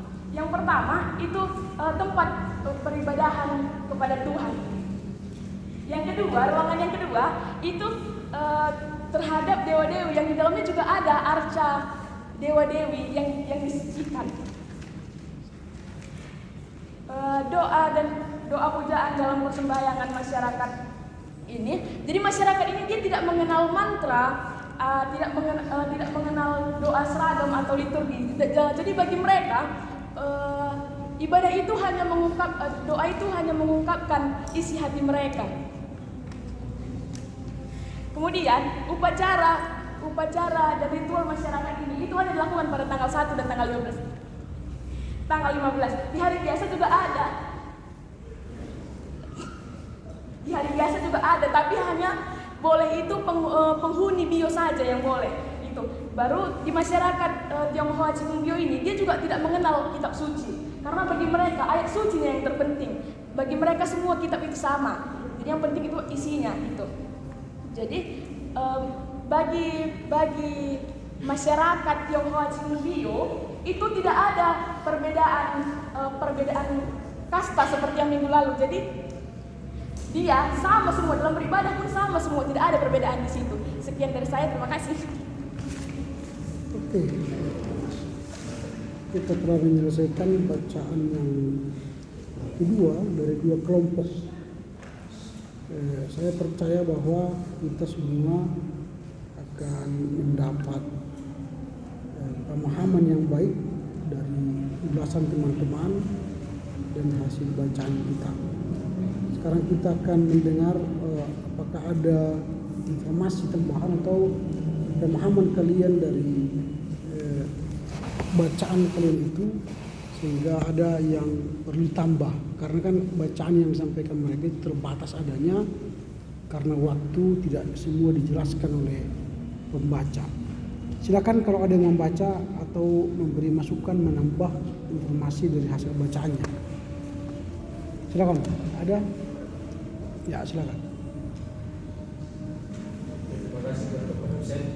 Yang ingin saya tambahkan mengenai bahasan tadi, bahwasanya masyarakat Tionghoa menganggap bahwa semuanya umat tersebut adalah sama, sederajat, serta setara. Namun di sisi lain di masyarakat Hindu, mereka menganggap bahwa dalam umat mereka terdapat sebuah hierarki atau tingkatan, sehingga seperti kita tahu ada kasta-kasta seperti kasta Brahmana, Ksatria, Waisya dan Sudra. Kemudian dari dasar ajaran tentang filsafat Taoisme tersebut dapat dipahami sebuah jalan-jalan. Yang pertama tadi sebuah jalan di mana segala sesuatu berasal dari diumpamakan sebuah rahim, dari semua itu berasal dari segala sesuatu yang ada dan kemana akan kembali semua yang ada tersebut. Kemudian yang kedua sebuah jalan alam semesta, yang dipahami jalan alam semesta. Kemudian yang terakhir jalan bagaimana manusia tersebut dalam menata ataupun mengembangkan ataupun menjaga kehidupannya. Terima kasih. Oke, namanya tadi siapa? Namanya? Benisium.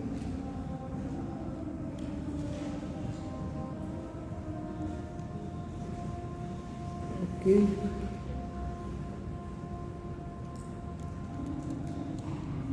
Siapa tadi di belakangnya, siapa lagi? Ya, silakan. Siapa namanya? Orlando. Aldo. Silakan. Dari materi laporan baca 2, saya mendapatkan satu pemahaman mengenai doktrin dari ajaran Taoisme ini. Tidak jadi di dalam buku Tejing itu ada dijelaskan bahwa di dalam doktrin mereka itu menerapkan prinsip free will ataupun kehendak bebas. Sebagai contohnya, saat mereka melakukan penyembahan, mereka membuat suatu boneka anjing dan setelah penyembahan itu atau ritual itu, boneka itu ditinggalkan begitu saja. Begitulah analoginya yang dibuat oleh di dalam buku itu, bahwa manusia itu bebas melakukan apa saja, bebas melakukan kejahatan, kebohongan dan hal-hal lainnya. Tetapi ada yang mengikat mereka, yaitu hukum karma. Itulah yang membuat ada dua prinsip ataupun nilai filsafat di dalam ajaran Taoisme ini. Yang pertama, T. Arti T itu adalah kebajikan. Jadi orang yang mempunyai kebajikan itu tidak memperlihatkan kebajikannya. Dia menekankan kerendahan hati, dia menekankan prinsip bahwa kepintaran itu tidak harus ditunjukkan begitu, harus disimpan, tetapi melalui penyimpanan itu berasa bagi orang lain. Kemudian yang kedua ada prinsip ataupun nilai atau artinya adalah tidak ada apa-apa. Jadi ada satu ilustrasi yang dibuatnya tadi, yaitu mengenai bagaimana alam menunjukkan eksistensinya kepada dunia, tetapi alam itu tidak meminta balasan kepada manusia. Jadi itulah yang menjadi dasar bagi manusia untuk melakukan kebaikan tanpa mengharapkan imbalan melimpah. Terima kasih. Oke, baik. Ya, sebelum saya lanjutkan, apakah sudah selesai yang ujian susulan? Silakan kalau sudah selesai antar ke depan. Bawa sini kalau sudah selesai. Oke, ada lagi yang mau menambah di sebelah sini dari kelompok D? Tidak ada.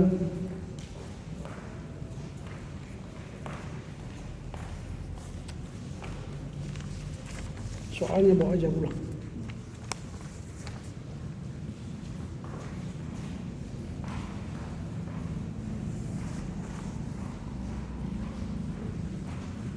Oke, saya mau sampaikan begini ya, supaya nanti dalam laporan baca 3 kita bisa memiliki pemahaman yang sama soal laporan baca. Ini metode mengajar dan belajar yang kita sepakati, bahwa setiap mahasiswa akan mempelajari materi-materi buku-buku yang disampaikan, lalu sebagian dari antara kita memberikan laporan bacaannya, mewakili kita itu untuk mengerti, memahami buku yang dibaca. Tetapi bukan berarti hanya mereka yang baca. Lalu dikirim ke WA group supaya apa? Supaya kita yang di WA group itu, artinya mahasiswa, membaca ulasan mereka yang mencoba meringkas buku itu. Supaya apa? Supaya kita tahu isi daripada bacaan itu, dan besoknya pada saat kuliah kita sudah memahami bacaan itu. Siapa yang baca? Yang dikirim teman-teman kita ke grup, siapa yang baca? 2 orang, 3 orang, 4 orang, 5 orang. Sebelah sini enggak ada yang baca. Oke, kemudian kalau kalian tidak baca yang disampaikan oleh teman-teman, berarti buku yang saya kirim itu sudah dibaca. Siapa yang baca buku itu? Buku itu menelusuri dinamika Hindu. Siapa yang baca? Yang ditulis oleh Kadeks. Membaca semua. 2 orang aja. Wow, keren sekali. Jadi gimana kita mau sukses dalam proses belajar hari ini, membahas tentang Hindu dan membahas tentang filsafat Taoisme, kalau saudara tidak baca? Tidak baca apa yang disampaikan teman, lalu tidak baca bukunya. Jadi ngapain kalian datang ke sini? Atau pertanyaan yang terakhir, tadi kita sudah mendengar 1,5 jam saudara-saudara kita ngomong tentang buku Kadeks. Apa yang saudara, ada yang paham tentang buku ini setelah dibaca 1,5 jam berulang-ulang oleh 12 orang? Siapa yang paham apa yang dimaksud oleh tadi? Ada yang paham? Ada? Gak ada juga. Wow, harus tarik nafas lagi panjang-panjang ini berarti. Berarti tidak ada guna kita belajar sih. Habis waktu 1,5 jam, hasilnya tidak ada. Dikasih buku tidak baca. Dikasih teman-teman yang sudah diringkas teman tidak dibaca. Lalu kita berulang-ulang membaca ulang yang sampai disampaikan teman-teman kita juga tidak mengerti. Berarti metode ini juga tidak berhasil. Dan ingat saya katakan tadi bahwa ujian kita akhir semester tertulis. Jika Anda tidak paham apa yang kita pelajari hari ini, jangan salahkan saya. Saudara telah diberi kesempatan belajar, membaca, dan berdiskusi. Kalau di Jawa sana belajar tidak seperti ini loh. Kalau kalian berkesempatan kuliah di UGM misalnya, dosennya hanya kasih silabus. dia kasih silabus, Anda belajar di rumah. Dosennya paling-paling datang 2-3 kali pertemuan. Habis itu ujian akhir semester atau ujian tengah semester. Gak ada seperti ini diajar tengah kelas, gak ada. Mahasiswa yang belajar dianggap kalian bisa mencari, belajar sendiri beserta teman-teman atau mandiri belajar di perpustakaan atau belajar kelompok. Tidak ada seperti ini diajar begini, nggak ada. Ini saya sudah kasih buku. Kali ini tidak saya suruh cari buku kan, saya kasih buku untuk dibaca. Kalau kalian tidak bisa baca dengan baik di handphone ini atau di laptop, ya print aja. Pergi ke toko sinar itu. Bang, fotokopi dulu ini atau print out ini buku ini. Biar ada kau baca yang hard. Baru enak kita diskusi sekarang di situ. Bukan datang bengong, duduk dan bengong di situ.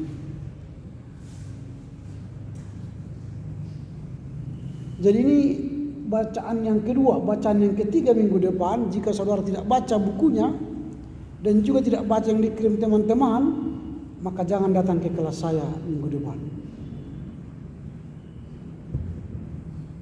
Kau usah datang ke ruangan saya minggu depan. Tidur aja kau di kamarmu daripada buat masalah dengan saya nanti. Tidur kau di kamarmu, ambil selimutmu, ngorok kau di sana. Tapi kalau kau sudah baca bukunya sampai tamat, lalu kau baca laporan yang dibaca temanmu, datang kau ke sini. Biar bisa kita belajar. Tapi kalau saudara tidak baca, lebih baik tahu saya datang. Cari penyakit nanti dengan saya. Mengerti? Mengerti apa yang disampaikan? Bisa didengar?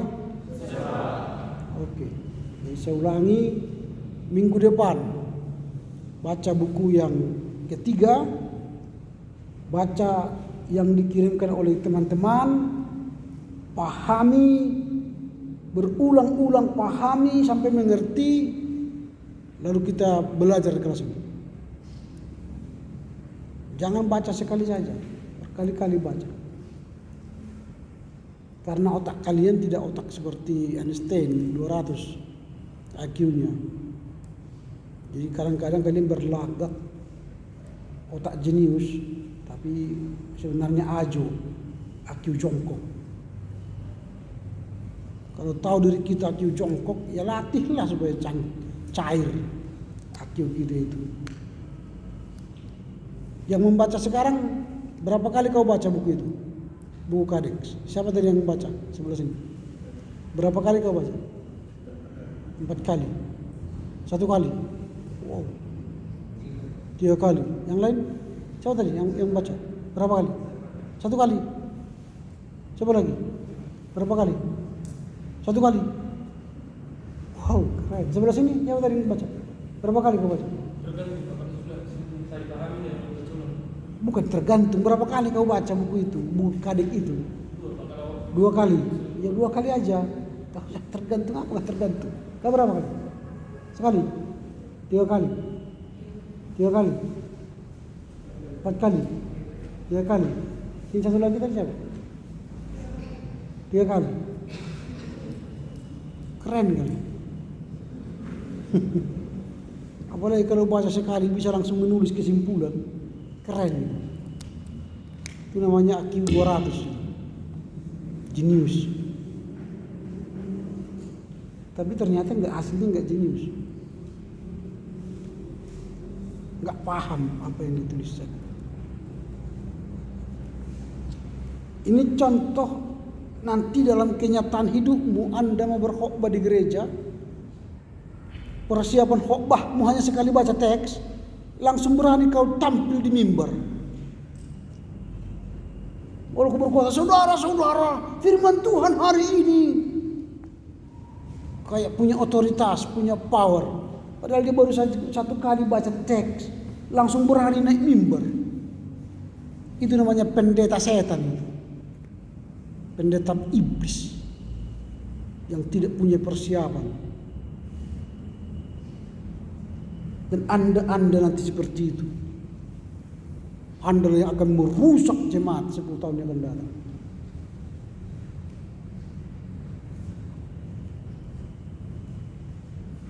Setelah yakin ngerti firman sekali baca.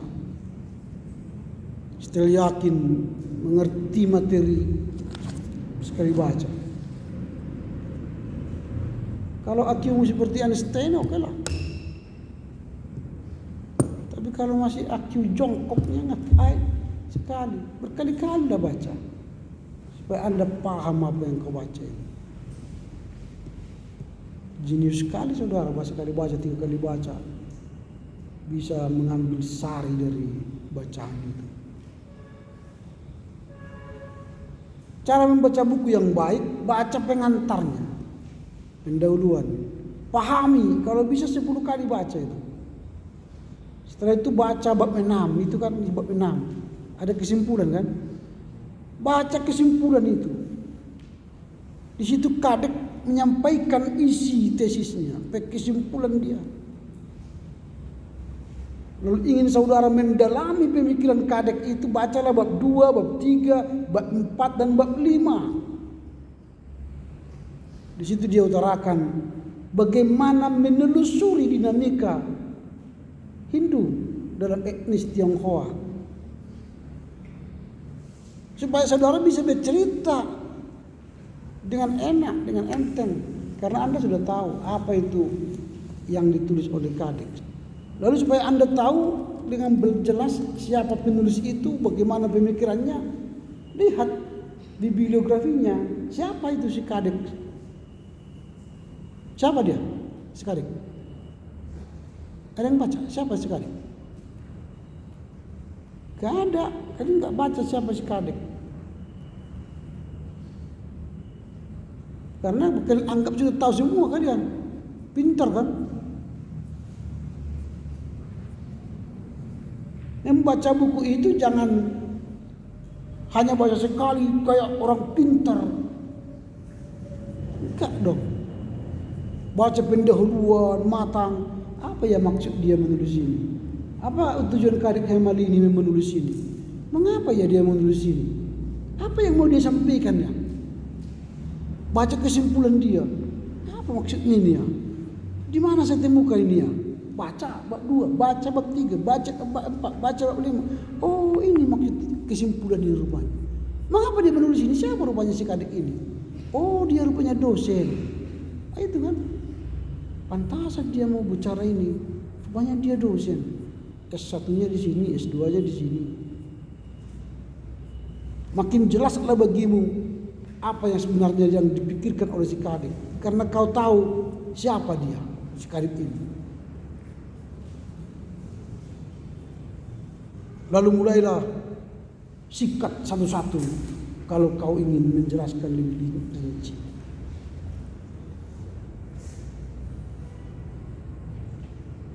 Makanya kalau saya tanya kalian sekarang apa yang dibahas oleh kadek, gak kalian tahu karena gak baca bukunya. Percuma saya tanya kan. Kadek ini kan seorang dosen di Sekolah Tinggi Agama Hindu Indonesia. Dia hendak meneliti bagaimana persoalan agama Hindu Bali dan agama Hindu di Cikungbio. Mengapa terjadi penelitian ini? Dan bagaimana dia menggunakan teori tadi untuk meneliti itu? Dia baca di bab 2 kan. Ada 3 teori tadi, relasionis apa namanya tadi? Ya di bab 2 itu 3 teori digunakannya. Ini kan ada aplikasi teori yang dia gunakan untuk mendapatkan pertanyaan dia soal hubungan agama Hindu Bali dengan agama Hindu Cikungbio ini. Teori kekuasaan simbolik, kemudian teori religi, dan kemudian teori satu lagi ini teori apa ini teori interaksionisme simbolik. Dia melihat ada fenomena baru bahwa di Cikungbio ini, Cikungbio itu, Bio itu nama tempat ibadah, Bio, dan nama dewanya Cikung.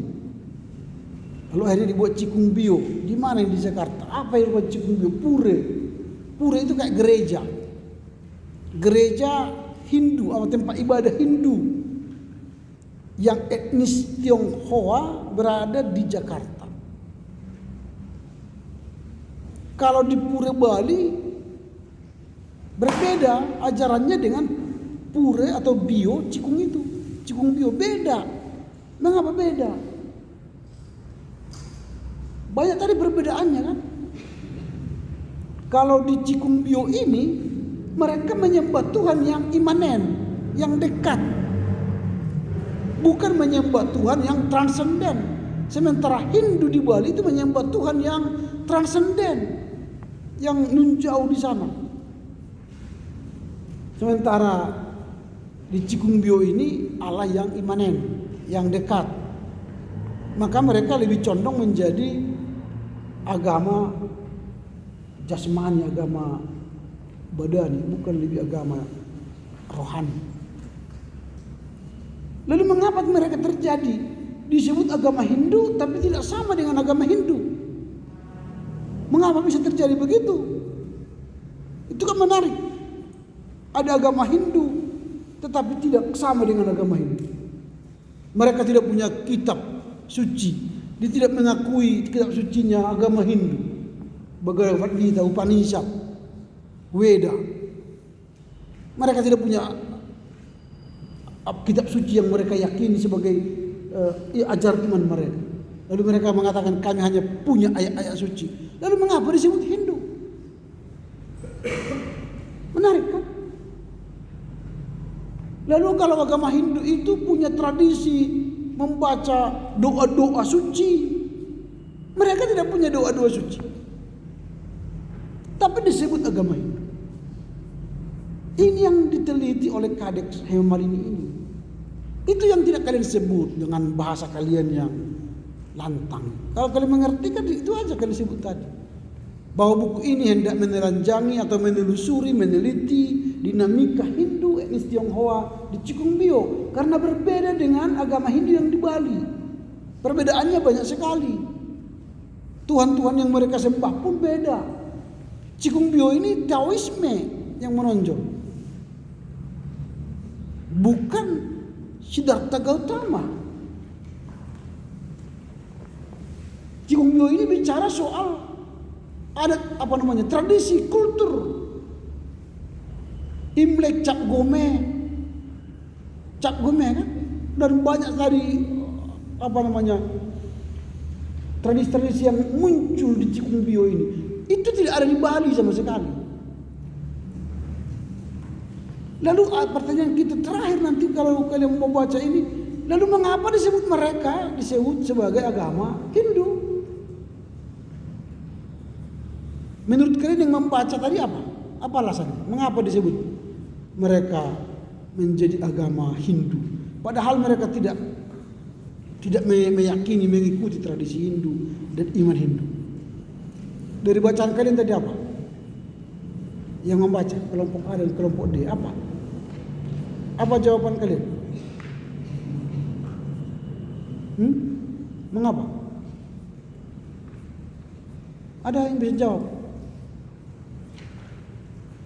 Apa? Silakan. Mungkin karena dipengaruhi oleh etnis atau suku yang sama. Enggak. Apa yang membuat mereka diterima oleh orang Hindu menjadi agama Hindu? Padahal sama, tidak ada yang sama, berbeda sama sekali.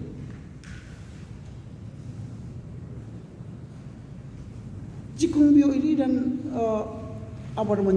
Bali berbeda, agama sama tapi beda, yang disembah, yang dipuji, tradisinya beda, tapi disebut agama Hindu. Apa yang terjadi? Nah, menurut Kadek Hemalini, agama Hindu menerima agama Cikungbio yang ada di Jakarta ini dengan sebuah proses studi wadani. Kalau membaca nanti di halaman 57. Tetapi seiring dengan bertambahnya umat Hindu etnis Tionghoa yang telah menjalani upacara Sidwadani, akhirnya mereka sepakat membuat tempat persembahyangan bagi umat Hindu yang mereka sebut dengan Cikung Bio.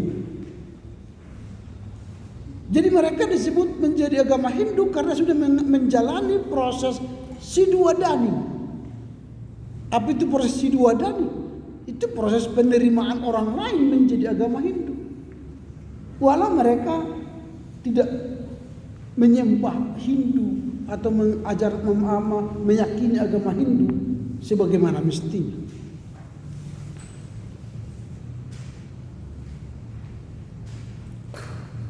Nah, artinya apa?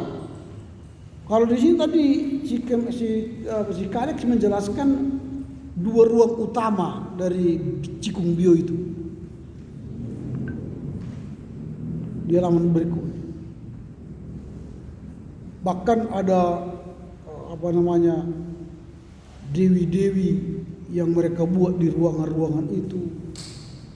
Banyak sekali nih dewi apa ini? Misalnya Dewi Kuan Im sebagai dewi kesejahteraan, kemudian ada Dewa Tai Siang Lok Kun, dewa pencatat, dan Kuan Tikong, dewa perang, Chi Kong Wakut, dan Tang Tong Chin Pe, dewa penolong atau dewa Cekong. Banyak itu. Itu tidak ada sama sekali dalam tradisi iman Hindu Bali atau Hindu India. Ada itu. Tapi mereka diterima menjadi agama Hindu dari proses Sindua dari tadi. Nah, makanya itulah yang ditelusuri oleh si Kadek. Lalu dia sebutlah itu menjadi sebuah proses yang disebut dengan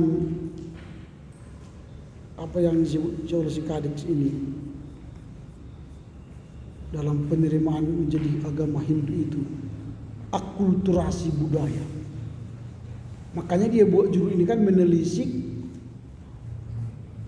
menelusuri dinamika Hindu etnis Tionghoa, sebuah kajian lintas budaya. Jadi agama Hindu di Cikung Bio ini lintas budaya.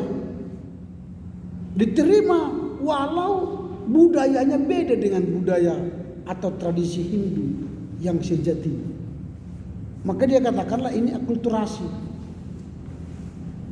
Akulturasi budaya antara budaya etnis Tionghoa dengan budaya masyarakat Hindu di Jakarta. Jadi akulturasi itu kan perpaduan budaya dengan agama. Di kita disebutlah ini kontekstualisasi teologi. Jadi kita menerima tradisi itu menjadi sebuah tradisi Kristen yang sudah kita sebut dengan akulturasi atau inkulturasi, sehingga dia masuk jadi agama Kristen. Kan banyak itu tradisi-tradisi lokal menjadi tradisi Kristen. Coba lihat nyanyian gereja sekarang, banyak yang diadopsi dari musik-musik lokal.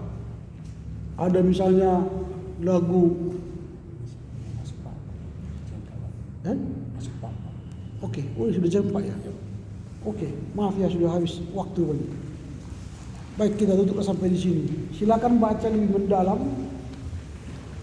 supaya Anda punya ilmu. Kalau tidak mau berilmu ya tak usah. Oke, terima kasih banyak. Kita jumpa minggu depan. Pastikan dirimu sudah baca bukunya dan baca apa yang teman-teman baca sehingga saudara layak masuk ruangan saya ya. Kita berdoa. Terima kasih Bapak, kami bersyukur dan mengakhiri perkuliahan ini. Ajar kami untuk semakin serius belajar dan menghargai waktu dan menghargai semua jerih payah orang tua kami. Terima kasih Bapak, demi Kristus kami berdoa, bersyukur kepada-Mu. Amin.